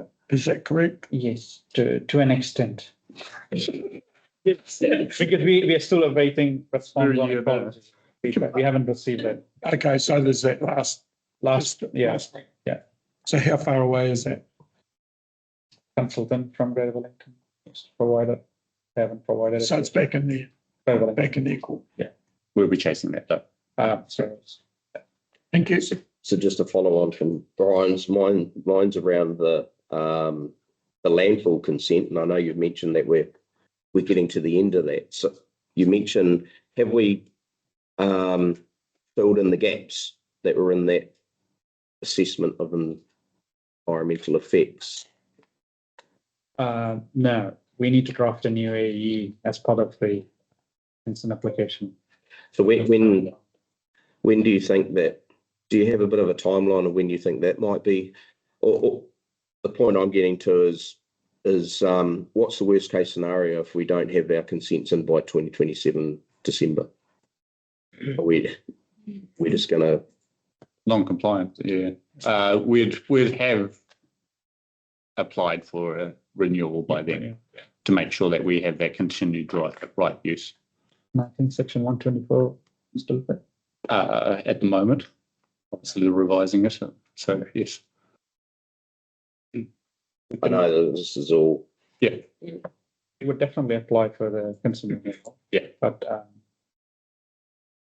of the continued operation depends upon how we get response. Thank you. Right, so received report. Anyone out there like to race seconder? I'll second it. Ryan Della. All those in favour? Aye. Any against? Right. Carried, thank you. Thank you. Go to 7.5, which is page 57. Waste management and minimisation update. Savis, thank you. Kia ora, Chair, Mayor, Deputy Mayor, elected members and staff. Just writing a quick and brief update for the waste minimisation activities and progress for the last 2-3 months. I take the report as read, and you can see in the waste summary that in the last policy projects as well, we have tried to differentiate between the amount of waste coming or collecting or recycling from transfer station and from curbside. So it gives quite a few alignment to the committee that how we are doing in terms of minimizing the waste. Very happy to see the refuse or the landfill graph going down less than 10 tons a month. Take that very happily. We are particularly the top in the whole Wellington region to do that. So kudos. In the next page, we can see the July Wairarapa RFS metrics, which is provided by the contractor. This is for the whole Wairarapa region for month of July. What it gives us is the indication of how many total residents for curbside and RFS services, which is the service request in terms of for the contractor has been taken up and how much is being done. The next graph is so recently our contractor has started provided the mass tin mud production and waste percentage. So what you can see here is the total amount of production in terms of recycling, what we collect and how much is actually goes to landfill from that consent, which I remember somewhere long policy projects ago, that was a request from Mayor Critney. So there it is. I'm very happy to say that since January this year, we had the contractor had a very new and very passionate auditor who audits the curbside collection yellow bins for the whole Wairarapa. And we are constantly under 10% since January, and in the last 3 to 4 months under 5%, which is you can see 2.5% overall at curbside, which is way less than standard 12% contamination as per our WMMP plan. So that is very well done. Just giving up important project updates. So as an officer, like we're still waiting on the evaluation team to provide us the next steps or the decision on the procurement of the waste contractor. I'm pretty sure it is well in the final stage, but I would just like to wait for the official information to come, and then we can provide with the elected members. New World soft plastics bin is tremendously going very well. In a sense that we collect close to 3 to 4 bags every day. So residents are very much enjoying it. And even though in the news recently, the Future Post has quite an incident where they had to tackle with the fire, but even after that, they have not stopped taking the soft plastics. So I just wanted to mention that how nice of the relationship we have built either with the contractor and with the Future Post as well. Just for the regional WMMP projects. So just to give a very quick brief background in terms of, so for our WMMP plan, there are various projects which has been identified and it is already mentioned in the WMMP plan. The program managers and the project leads have already started some projects like even waste packaging guidelines, the business waste, emergency waste management, and clean fill recycling facilities. So different officers from different councils across the 8 councils in the region are taking, participating in that. And we provide them the data and we get the progress going on as the program manager or the chair of the WMP tells us. The next, you can see that the CDC is in the process of shortlisting candidates for new waste minimization officer, because tomorrow will be my last day. Just wanted to highlight here. Where's the car? We are still waiting so in the month of May, we had a swap solid waste analysis protocol done with the curbside and the transfer station. We are just still waiting on the final report from Sunshine Gates. As soon as I'm pretty sure as soon as we'll get it, we'll definitely be circulating letter members as well. Our service request is looking absolutely nice. We've had less than 20 for the last 2 odd months, which is very good. Just for the next step, so we will be sending data to the MCERT now in terms of the waste levy, how much we have utilized, and preferably waiting to hear from them in terms of new legislations for waste levy, whether the distribution factor, the 80-20, which was very earlier mentioned ages ago, I feel. Where are we progressing with that? So that's something MCRT has came up to us and provide us as an update in terms of that they will be finalizing it in the next few months. So it will be very interesting to see where it's going. I just wanted to briefly mention, not in a very subtle or diplomatic way, but so we had done the feasibility study for Wairapa Organics curbside collection last year. And we have been awaiting for the next steps process to be undertaken and to provide. So we had the officers have thought really hard about it, and the current scenarios going on in terms of the waste contractor, the waste contractorship for all the 3 council shared waste and line, as also the central government's legislations for the amalgamation. So I use the word that talk. So we have decided, we have prepared in a draft report for organics curbside collections for Wairapa, which is fully focused on the local communities at first. And I believe we have it's a good thing to learn from the mistakes of our neighboring councils in terms of not to go for the full throttle, but in terms of take a step-by-step process. So this is in a draft phase, which will be shared with the group managers and the other officers very soon. And after that, I'm pretty sure that in the next projects policy, when we have the new person, that report should be shared with the elected members as well. Right. Since I mentioned the audit report, so we are having a recycling week coming up in October. So everyone who is a curbside collection resident, please keep a watch, because you will be getting gold star stickers if you are an absolutely fantastic champion. The prize, I'm not sure. That is for Lawrence to decide.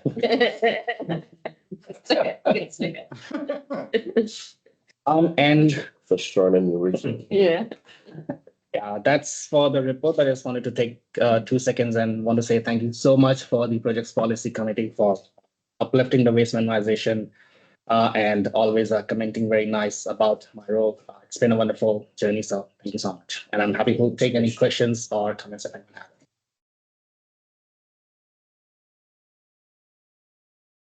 Just in your waste summary. Yep. Something that really stood out for me, and I'm not sure if you know why, but was the council rubbish bags. From June, 448 at the transfer station down to 123. And I've looked back, and previous months, it's always been very, very close month after month. I'm just curious to understand, that's a massive drop, 320 odd bags. Yep. Do you have any idea why that has occurred? Because I would have thought, right, it's dropped at the transfer station, it'll increase at curbside, but it's gone down at curbside as well. So I'm just really curious if you have any idea. But that's a very good point out. Thanks for raising it. I might not have a very specific answer to that, but as far as I'm concerned and the talks we had with the contractors, so the staff at the transfer station and also the service request, our customer services team, and also the customer service for the contractor, they are very informative in terms of for the residents that if that's just a waste, it should be at least recycled or something. So the residents are getting a behavior change sort of education from both the staff and from the customer service team. And I believe I really agree with you that the dropping off of the council rubbish bags is probably due to the fact that residents are taking the waste minimization in a very serious and positive note. So I'm pretty sure we will be seeing a lot of more drops in the upcoming months as we go. And another sorry to interrupt, but another reason might be July was very cold and very rainy. So not many people just go to the transfer station or put up the rubbish outside. So, but that's just sort of an information on I fully support your reasoning around it. It's just, I would have expected if our community are getting in behind minimising their waste, that we would see quite a lift in the recycling that they're throwing out. So it's just not balanced at the moment. It's out of balance, and it was just interesting me if there might have been a reason. But yeah, thanks, Avish. Appreciate your work that you've done for us in the past. Thank you. So can you show you're doing a really good job? The figures are there, aren't they? Thanks for your report and for all your work, and all the best for the future. I just had a question about the soft plastic recycling bin at New World. And it sounds like that's continuing to go well, and you've got Good Lives Wairapa helping to collect and drop off bags. And just looking at, there was a action point from the last meeting where we asked to investigate a second soft plastics collection point. So just wondering where that had gotten to. To be very honest, it was first in the thoughts that we should definitely install a second soft plastic bin for the residents, given the very high demand and very high indulgement of the residents.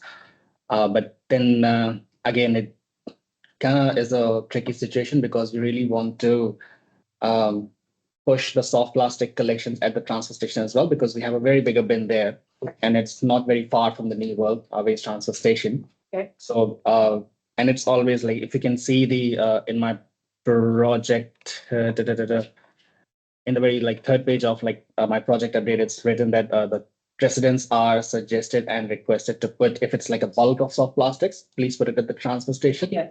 But for the New World, we are expecting, or we request the residents to just put smaller amounts of soft plastics. But we are very happy, even though the responses we are getting in, the residents are there.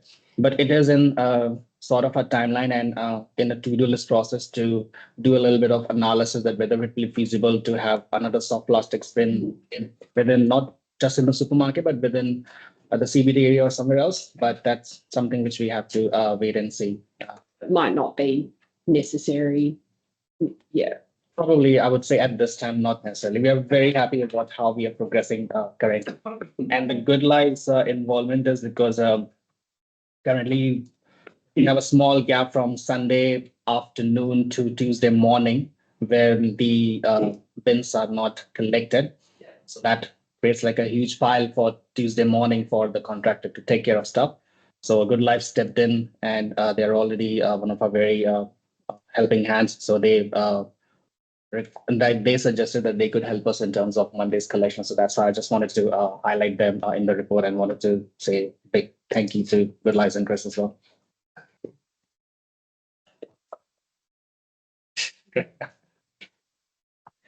Right, now move that we receive that report. Did you move it? No, I didn't, but I will if you like. We have a seconder for that. Brittany? All those in favour? Aye. Against? Carried. Thanks, Lee. Thank you. Move on to 7.6. Page 62. Huinga Road. Thank you. I will take the report as read. I will just point out that while they have progressed some potholes in that, the majority of the work has been recovery from the storm sort of events. So talking to Graham, we have submitted for the 38 dropout sites a claim to the NZTA for $2.5 million worth of work for recovery. But we'll be hearing back from them, and he estimated sort of a month or two about those sort of claims. Sure, you have questions? So that's money that we have spent. No. We've spent about 250,000. This is what estimated is to do those repairs. Okay. Which have not yet carried out. Yeah, so they've done as part of their normal recovery sort of work, clearing of slips and that sort of thing to get it up to. However, trying to repair the damage and that has been done, unless there's a risk that it's going to be drop out, which they'll still be continuing. So in about a month, we'll have a better understanding of the net exposure for council, depending on the outcome from NZTA. Have you got any kind of idea of what that might be right now, or it's hard to know? Have you got any idea of in terms of whether what we might have to be responsible for out of that 2.5 million? It would be at the normal sort of fire rate, so the 51%. Okay. So 49, sorry, is our share. Okay. Yep. It's about half of it. We have to actually, every single repair we have to put up to NZTA for approval. If we think it's caused by damage from a storm event. So that's kind of slows the process down, doesn't it? We've got to wait for them to come back. Yes. We can do anything about it. We can still continue on, however, it's likely to be recovered underneath unsubsidized. So yeah, there's that risk, and that's why they sort of do that initial sort of clearance to get the road access and that as much as they can. So under Gabrielle, I think we got 91% for the emergency works. So it's not an insignificant difference. I guess I'm leading to is, does NZTA add in delays that don't really help, or are they actually quite responsive? Generally, they've got a lot of claims in that they're sort of working through. So yeah, that's what I thought. Yeah. And it's not to say that they'll accept that. They may come back and say, we disagree, we think it'll only be 1.5 million. So that's part of that process. So we just got to wear it.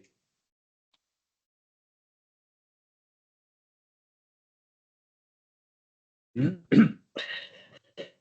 Lawrence,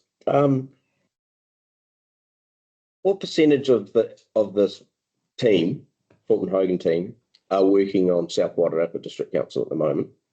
If you know offhand, has South, two or three questions within the same question, and has their claim already been approved?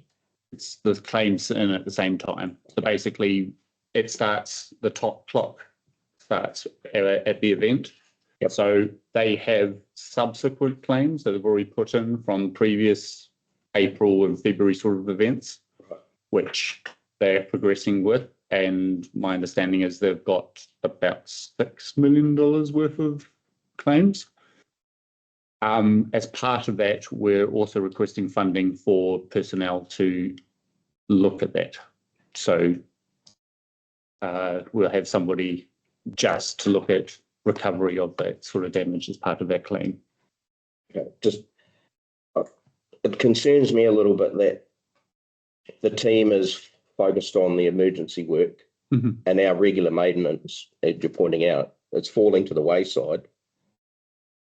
When does it get to a point where our maintenance is just left and left, and it worsens from what it was, and it's costing us a hell of a lot more because of the team maybe being focused on South Wairarapa more than focused on us? We throw our hand up in the air and say, enough down there, we want you back here. As far as I'm aware, they're balancing it between the two. But obviously the contractor is claiming, so we won't be charged in terms of the work that's done for any work that's been, however, that support, at times it's a balancing act. And that's why we're looking to, as part of this claim, getting some to say that because South Wairarapa have had more damage, they actually get a higher fire rate for that recovery at 79%, I think it is. And so putting that proportion of that work and that person to assist would be funded predominantly out of the South Wairarapa. Yeah, so it is balanced between the two. as much as we can. But that is one of the things in terms of as with the joint service.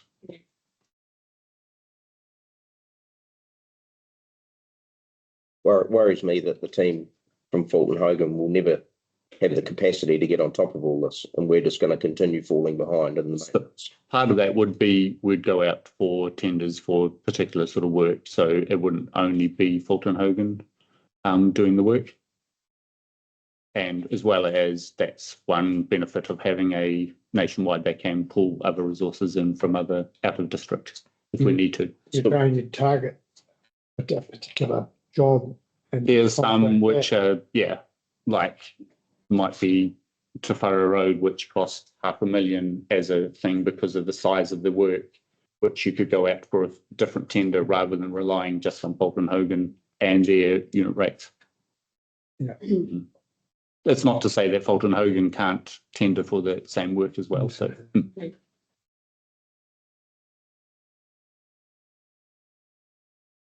but yes, and we are still progressing with those options reports for Te Whara Road.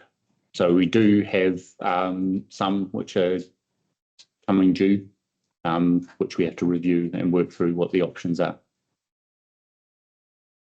Yeah, kind of brings me to my next question. Just under your finance summary, I'm trying to understand how you've got in that we're using 30% of our budget, roading budget, in July, programmed work.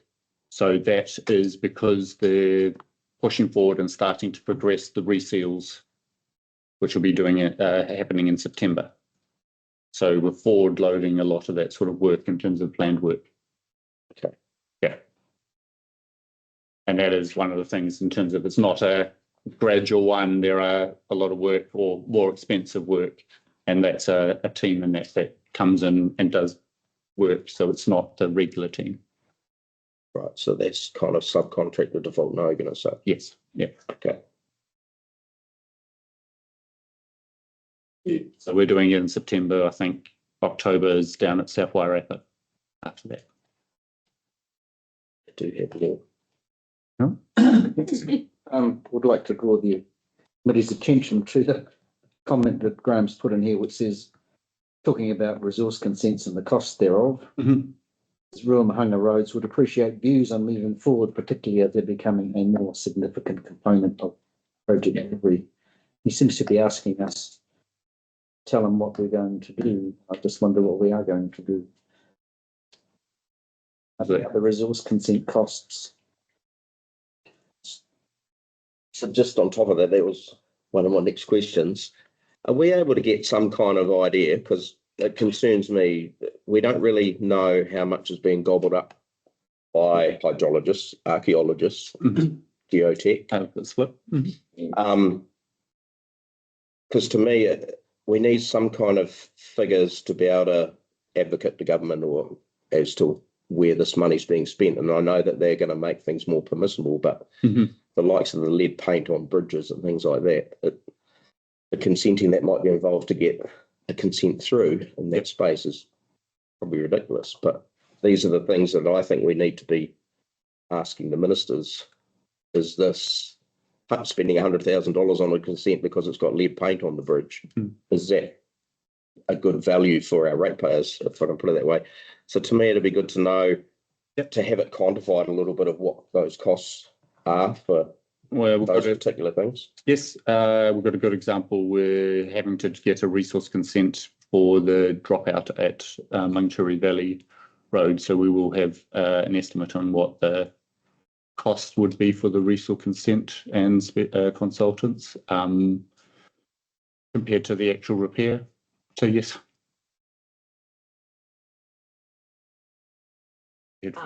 Just further to that as well, and just for us to just continue, elected members, just to continue to get as much information so we can really understand that strategic picture.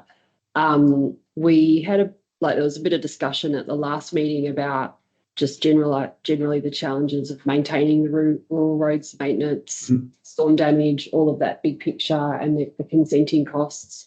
And we talked about having a workshop to better understand. And I think, and again, you know, we've got this big number coming at us, $2.5 million for recent storm damage.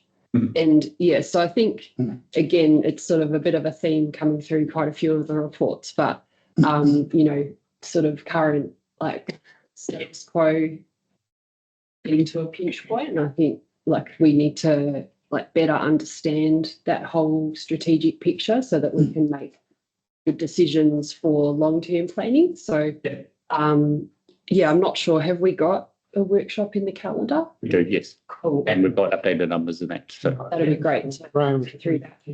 workshop with us. I think you can help with it. yes, yeah.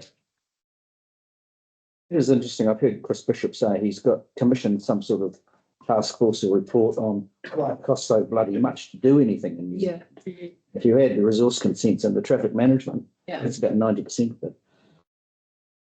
Don't think it's quite that much, but okay, it's going to be fine. Was there a question there? That's just a cry for help.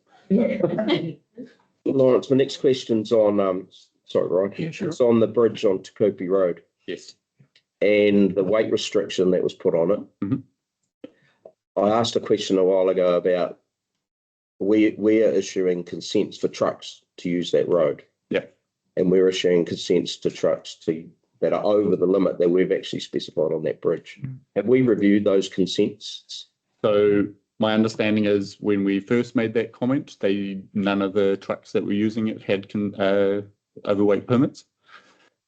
So we chased them up and got the companies, so they have applied for it. And the review of it is the length of the bridge compared to the actual truck in terms of the loading would be the number of wheels in terms of the actual physical load is under the limit as long as it's laid out correctly. So they've got to comply with the conditions in the permit if it is over that sort of limit. You're saying the truck's longer than the bridge? Correct. So basically the number of wheels on the dynamic loading would be less than the 40 tonnes. And Christo is assisting with the Te Kupe Bridge repairs, which will be, I understand that the panels are pretty much ready and will be installed soon. Excuse me.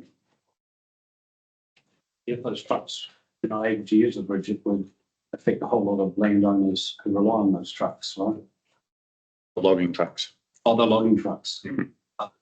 Okay. There's also milk tankers up to Te Kupe Bridge. Potentially, yeah. Milk tankers and stuff trucks. Yeah.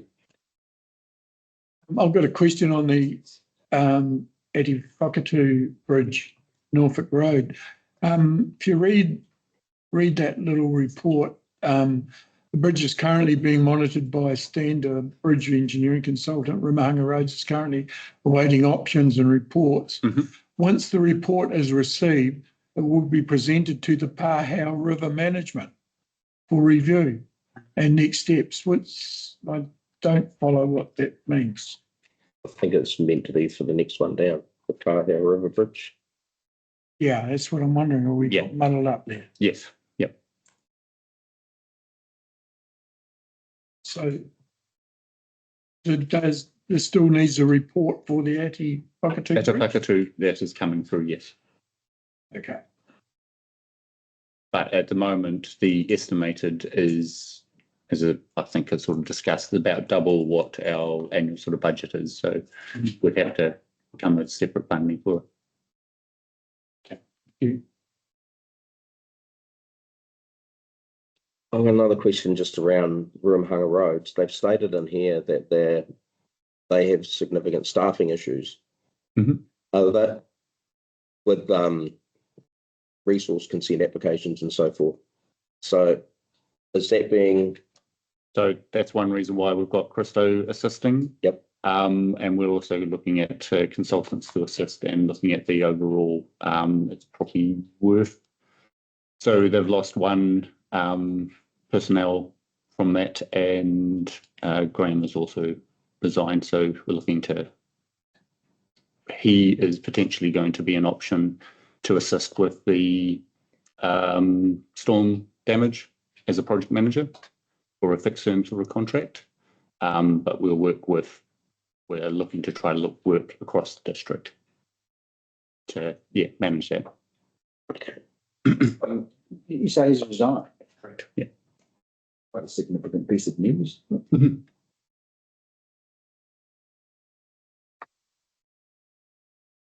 Yes, we're looking at, and we've got some options in terms of consultants to cover the gap while after he leaves until we employ somebody else. Steve? My final question, I promise. At the previous meeting, it was stated that there was some work that was done on Tafato Road, and the wrong material was put in place, and Fulton Hogan were going to be removing that and replacing it with proper material at their own cost. I'm just wanting to follow up and ask the question, has that been done? And we have been charged for it. Correct, yes. But, thank you.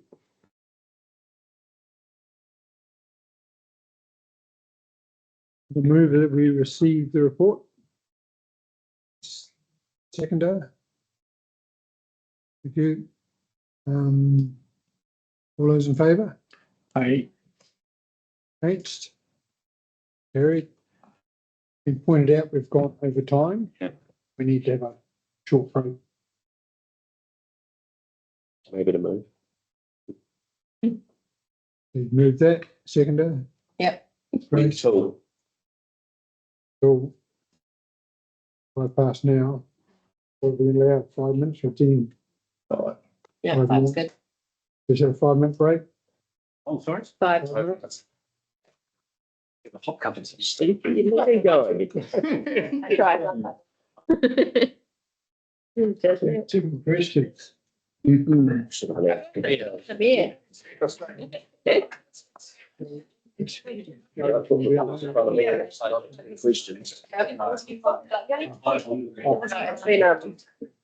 Some of those.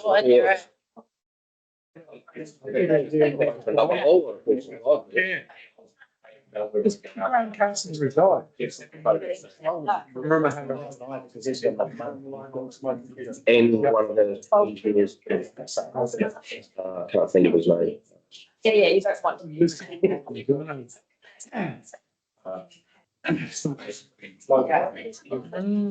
Even on their night.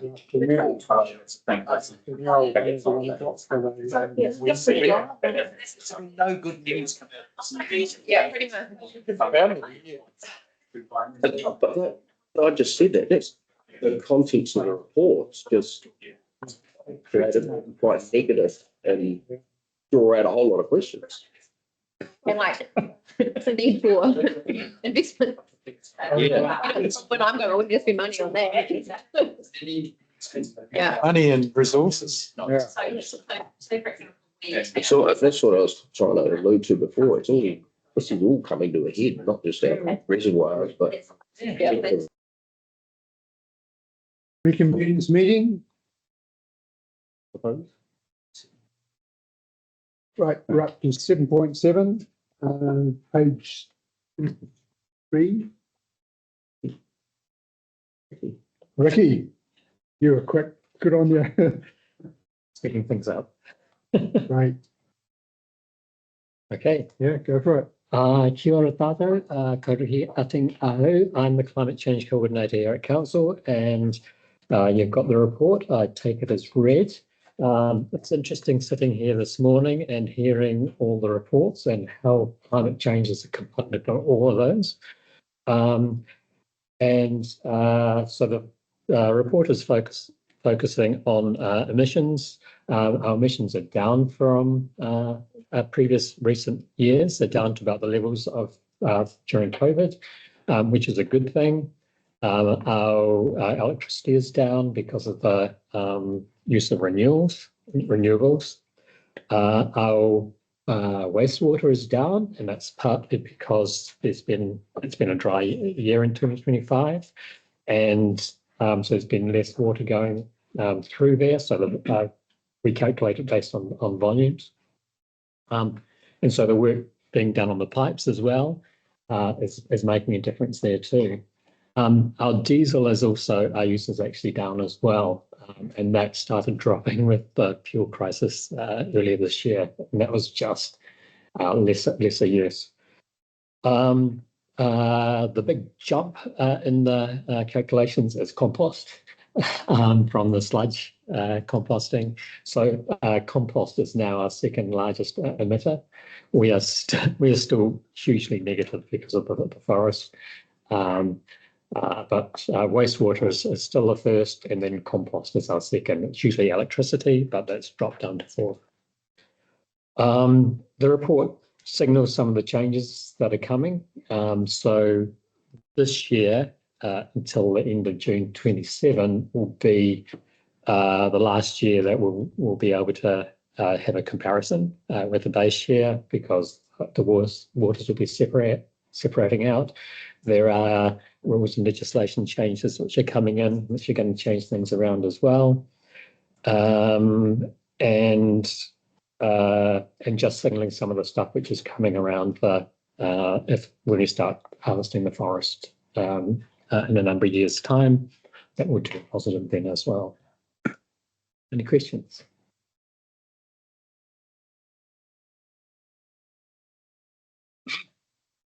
Also, well, It's not free. Ricky, I think there's any amount of questions in there, but you've pointed out in your report, we've got any amount of changes that are occurring in front of us, and it's hard to delve into the report with what we've got going on in front of us. So I think this is something we're kind of going to just be following for a period of time until we see those changes come through.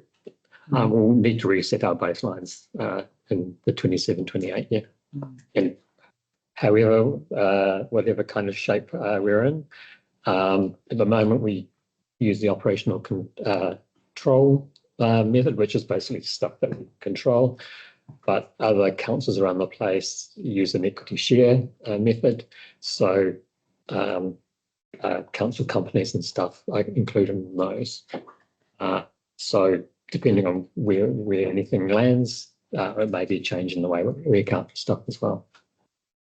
I don't know where we are, or management are looking into, or supposedly going to be bringing us a paper on how the Huinga Tāngata forest might be used in the future. Yes, I understand that's something been commissioned. Yeah. So looking forward to that. But yeah, thank you. Just one quick question for you, Ricky. Just looking at the event centre electric van, are you keeping track of how much we're spending to charge that van and the cost of running that van, so that when we look towards potentially electrifying the fleet more, you've got a case like an example for us? So we have the figures for the use of that van. It's tracked. Okay. And we have the electricity figures, so we can track how much it costs to charge the van. Okay. So yes, and at this stage, it is our only electric vehicle. Because it would be interesting just to see. I know it was a controversial decision, so it'd be interesting to see how it's being played. Can we charge it up gallon, right? use the surplus stuff down there. So you would have heard from Chris about solar. And so solar on here is actually connected to the yard as well. So it will end up being charged from that.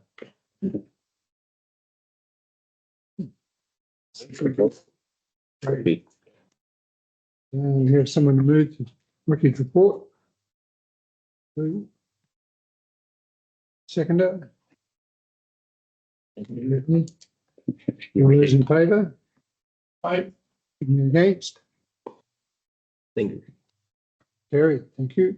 Okay, move on to 7.8, the Wairarapa Event Centre activity report. Victoria, thank you. Good evening, everyone. I will take the report as read.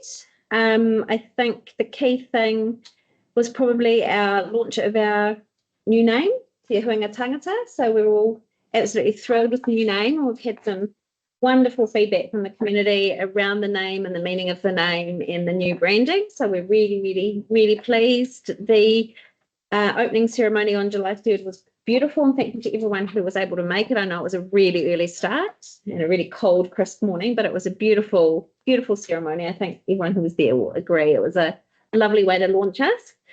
And yeah, other than that, everything's going really well. We've had some wonderful shows in, some real diverse range of shows, bringing in a really different demographic. So we've had quite a few between 20 and kind of 30 age range that we were missing a little bit with things like Guy Williams coming along. So I'm really pleased with that. Lots of stuff for the youth, which is really great, like the youth choir and Rock Quest, which were really, really well attended, not only by performers, but by audience as well. So yeah, everything's looking really great. Had our big three award evenings have been and gone, the Charles Rickon Awards, Business Wide Upper Business Summit and the Sports Awards, which were all again really well attended. I think we had a record number of ticket sales for the Sports Awards, about 280 people.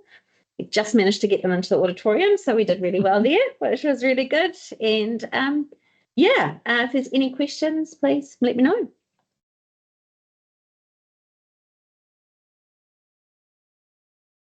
Jen, you've explained it so well. Thank you. Victoria, I have a couple of questions. Yes. One thing that I'd really like to know is what would be the top 5 revenue generating activities that are held here? Okay. I know that we're down on revenue for the year. Mm-hmm. So it'd be good to know just what is generating the most revenue for them. Yeah, for us as opposed to the outward. Yep, that's great. I have a question for the record. Yeah. We have an auditorium with a capacity of about 300. There's a proposal for an auditorium with a capacity of maybe 800, not too far away. I just wonder, from your professional perspective, how many shows would be attracted to a larger auditorium that we can't fit in here? Is it like dozens or one? I think what happens at the moment is a lot of people in the Wairarapa will go over to Wellington to see a show or go to Palmy to see a show. There's a lot of comedians that come through.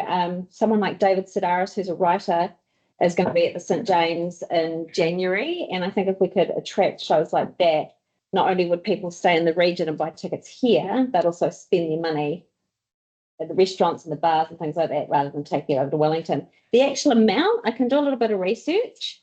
So I'd need to look at seat numbers at the different venues sort of in the lower North Island, like Toi Toi, and see the kind of things that they're bringing in. But I can definitely do that. That might be something really good for me to present at the workshop maybe. Yep. Workshops. Yep. Got a question further to Steve's question. How many of the shows we put on are sold out at our current capacity? So the Bubble Spectacular is the most recent one that sold out, and that sold at over 300 tickets, about 330. So we can set that auditorium up to different capacities. I think our maximum seating capacity is about 360, standing about 450.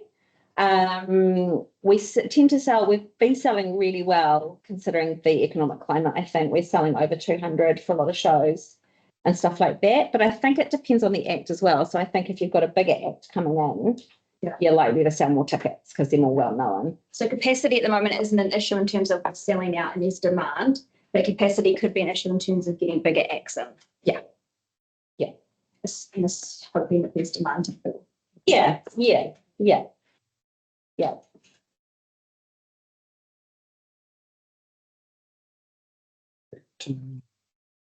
Someone moves, we received the report. Can I just make a quick positive comment? Yes. I do really like the range of acts that you've got coming in. I think it's really cool. I think like the band coming in for like the younger kids and I've really noticed a change in what's happening around in here. And I think it's really, really cool. And I think it's cool for like the youth and the teens and that especially. So yeah. Oh, thank you. Yeah, that's lovely. That's lovely to hear. And that's definitely one of our focuses is making sure that all our demographics, from babies right through to older people, it's all covered. You know, everyone's got something to come to, something that they'll enjoy. So it's that real sense of community. It's for everyone. Yeah, thank you. Cool. Thank you. Received the report. Can I move that? I haven't done anything. His name written down. And I'll second because I haven't done it. Right, so we've got that. So all those in favour? Aye. Everyone. Thanks, Adora. Afternoon. Gary, thank you. Move on to 7.9. And David to the table, please. Update and review of privacy policy.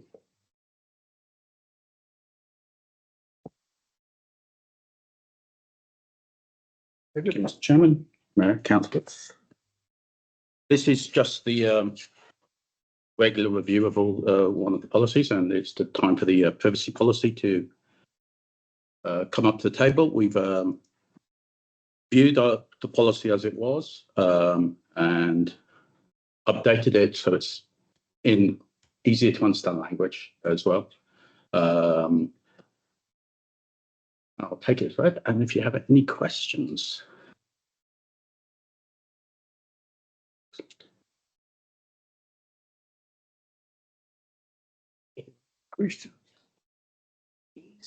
Nice and easy. The fact that it's got receives a report and then adopts and reviews customer privacy policy. Just do 1 and 2. You'll have to choose which one out of the two. Adopts a reviewed customer privacy policy or adopts a reviewed customer privacy policy with the following changes. With no comments. No changes, apart from what you've got in there after the review. Leave it as it is. So you're going to take the first one? Yeah. So, who would like to move that? I'll move. Right, thank you. Second? Brittany? Right, those in favour? Aye. Aye. Right. Sorry.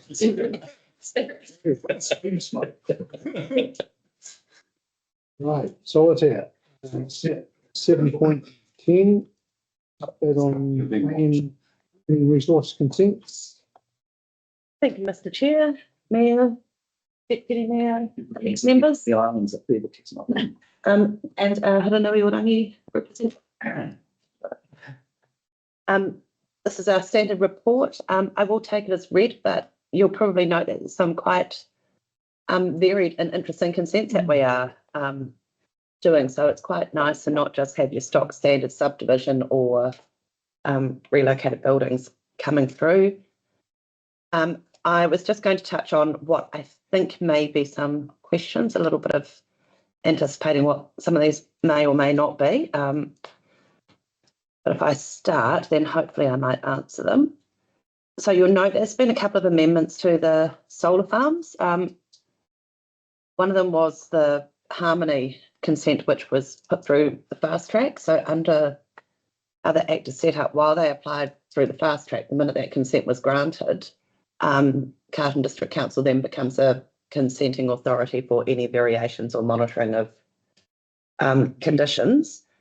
And it was quite interesting because that fast track decision did not address one of the rules in our district plan, which was on temporary construction effects, which our plan at the time only allowed for 12 months. And they were proposing to do the construction over a 24-month period.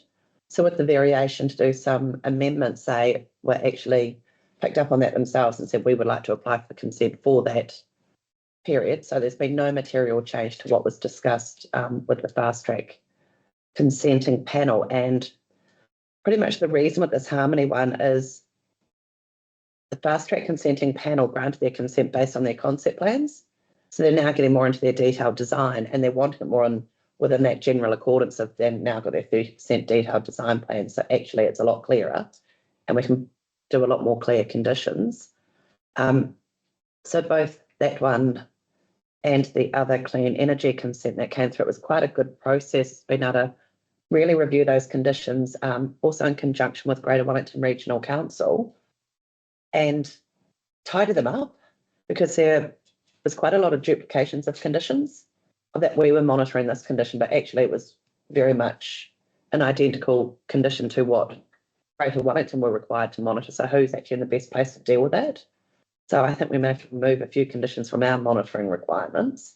And then we also picked up some more that were much more relevant to what a TA would be doing. So that was that one. And the interesting one that might have looked a bit scary when you read the report, which was the other, the Marsden Solar Farm, which was the clean energy. And it talks about incorporating the battery energy storage system. It's actually not incorporating it. That consent was granted with a BES system, and it was also granted with a internal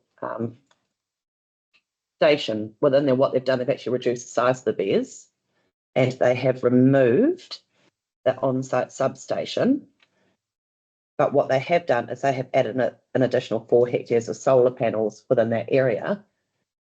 Where the noise comes from is your BES, the humming of solar stations and the BES systems. So this one's actually taken any potential effects of the previously granted consent, and they're less. So when they apply for a variation, we're not going to go back and reject the entire consent. We can't. We're only allowed to look at what they are applying to vary. So I just want to make that clear. It's not a, we open up the entire consent, but do people like it or not? It's a, what are the specific things that they are asking for the consent to be varied on? So in this one, you know, quite a significant reduction in the number of the battery energy systems, but of course I still want to use the site. And yeah, just a change to the solar array.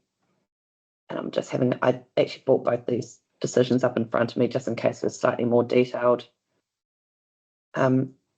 questions. And yeah, all the ones with the Harmony one, again, very small scale what they were doing was more just about working with the designs. And there was one condition that affected one of the neighbours in terms of a reduction in some landscaping around that area and a change to that landscape. And the neighbours signed off on that. So they were the only people that would have been affected, and they quite happily gave their approval. So there were some interesting ones, big ones to work through. You know, the Harmony on its own is just pages and pages and pages of conditions. And then you'll note we've had a bit of a variation to a consent for the high tea business out of Gladstone. That was going to be in an existing building on the site. They're now proposing a new building. And you'll note the other residential food truck business that has been popping up on the Carterton notice board, which I think I've updated the elected members on. So it was the food business was not actually the trigger for consent. It was 6 continuous car parks, and if all the signage was out, some additional signage. So it's quite exciting that things are happening. Like, it's a pretty tough economic climate out there. And it's not always going to suit everybody in, you know, having businesses in the residential zone, but when the plan permits it, it's good that people are taking a risk on our town and doing things. Well, that's, you know, that was part of our thing when we're doing the consent. It's like, yeah, we've got some things happening, and it's, you know, high tea business, the Argentinian food truck business, all of which we monitor. So, you know, when they start operating, we'll be keeping an eye on what they're doing to ensure that they're operating within their parameters of their granted consent. I think they were probably the main ones that people might have touched on. And I'm just get back to my agenda, and I'll more than happy to answer some additional questions or discussion about any of the other consents. Where's the location of the Harmony and the Masterton farms? The addresses within your agenda pack. Oh, were they? Sorry. When it says Masterton, I just would have thought should be Carterton. We did make that point when it first came in, but you know, it is that proximity. So Harmony is 510 Hughes Line, 271 Perry's and 303 East Tarratai. Yeah. And then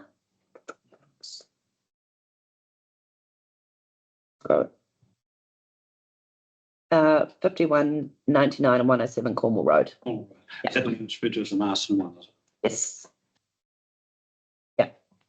And yeah, the other one was that 15-metre cell phone tower in the industrial zone. which is a very interesting because this is where you're working with the National Environmental Standards for Telecommunications versus a district plan. So within the industrial zone, you can have a building and structure that goes up to 15 metres in height. Under the NES, you can have your telecommunication facilities do 10 metres, but then you are allowed a detached aerial of an additional 5 metres. But if it's all incorporated into one structure, it triggers consent from us. But you could build a 15-storey office block without a consent. Just going back to those solar farms. Yes. Been the objections that's happened down South Wairarapa, has there? The South Wairarapa solar farm? Yes, it was. So the Not quite at the same level, but that was probably because the South Wairarapa one was closer to town. The first major one in the Wairarapa. And around people's properties. Right. So the conditions that are on these ones have probably been fed from the consent to the South Wairarapa to make it similar? I would say that these ones would have been a bit of the fast track consenting panel one particularly. So Harmony went fast track consenting expert panel. Yeah. The South Wairarapa one went environment court. Right. Bet they rue that.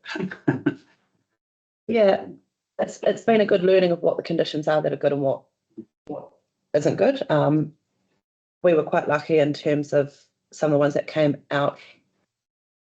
There's been some quite significant cash injections into some of the local bush areas on a yearly basis. I think reading the consent might be about $300,000 over the life of the consent for work within that. And all the bat monitoring and the lizard monitoring, like you just don't realise how much wildlife and bats and lizards that there actually are all around those sites. So we've got some really valuable data from a lot of that consenting work. And yeah, I think too, there was probably a little bit of, I don't want to say over consultation, almost a little bit like your long-term plans when there's too many things out there in the public that people are having to focus on. It's easy not to focus on anything. So we had 3 major solar farms in the Wairarapa, all basically being processed at the same time. So there was a lot of effort being put into Greytown. We did have the Greytown people submit on the clean energy side 11 weeks after the limited notification had closed. So that delayed a bit of that process, and we got all of that one reviewed and double checked. But that I think was a direct result of everybody was so busy with the Greytown and the hearings. Then all of a sudden it's, oh my goodness, there's another one, we want to oppose it. But again, you just work through, how are they mitigating the effects?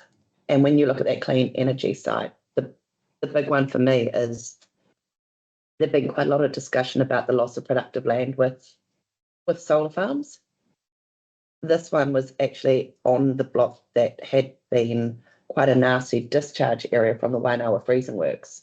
So you actually did not want to graze sheep or plant crops on it.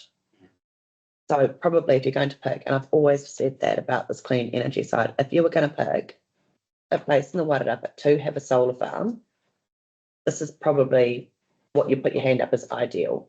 Contaminated land, close to a state highway, close to a substation, without a lot of property surrounding it. So yeah, in terms of site selection, it's a really good example of how it could be done. Yeah, South Wairarapa was far. Yeah, completely different situation. And they do look ugly until the landscaping gets up there. When you drive down Blenheim, and you come, from Blenheim heading south, and you come around that corner now, and you see the solar farms. They're not pretty. Well, it depends on the art to somebody, I've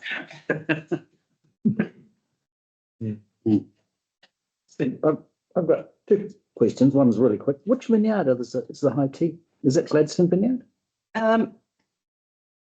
It's just personal interest, that's all.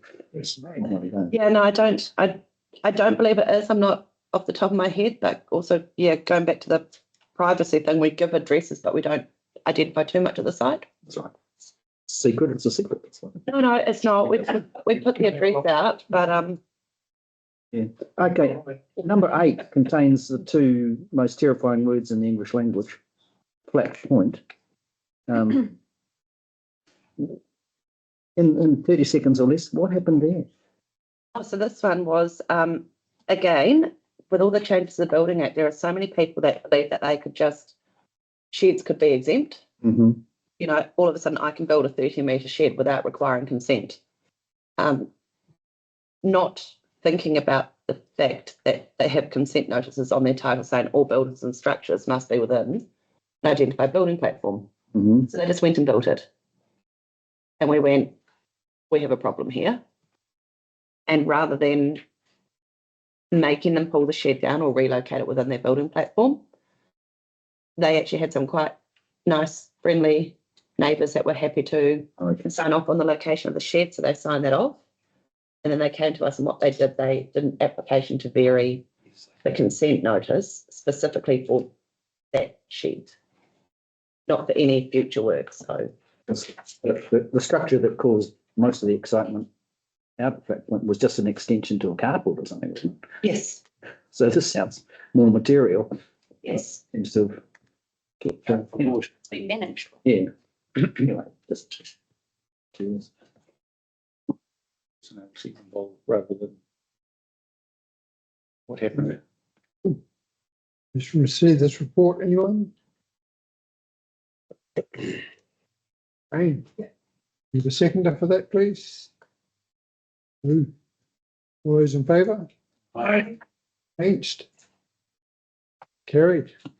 Move on to the next one. Fairmont Estate. If you 7-11. Okay, we should.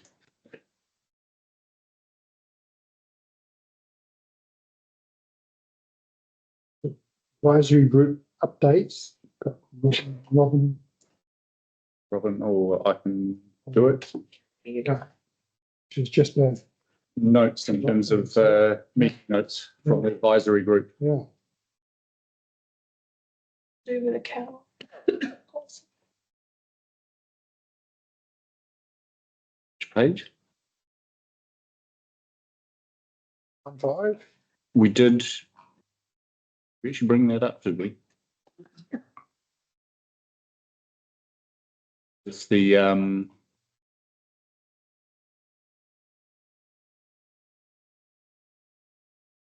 road crossing.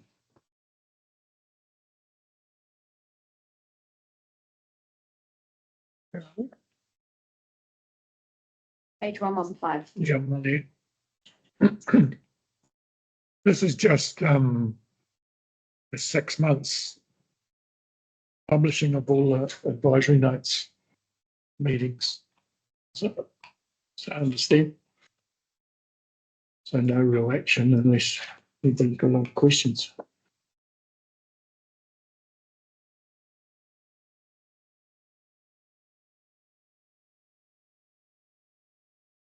Publishing report. So They look good. I move that we receive the meeting notes. Yeah. Second. Unless there's any questions. Sarah, was there something to discuss? The crossing of roads for cattle. At one point, we were reviewing the Policy. policy of the cattle crossing. I think that was the constructed and how much we provide to it. Yeah, but it doesn't look like that report's in here. Okay. right, so just receive these reports, meetings, notes. I'll move. Right. We already moved and. Oh, sorry. You can do it again if you want. Yes. It's already done it. Okay. Will do. Thank you. And Simon second. Right, all those in favour? Aye. Against? None, thank you. Just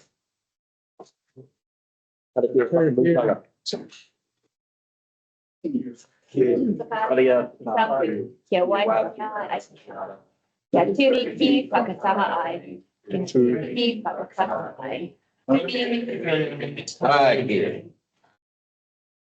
Well, that's good. Thanks.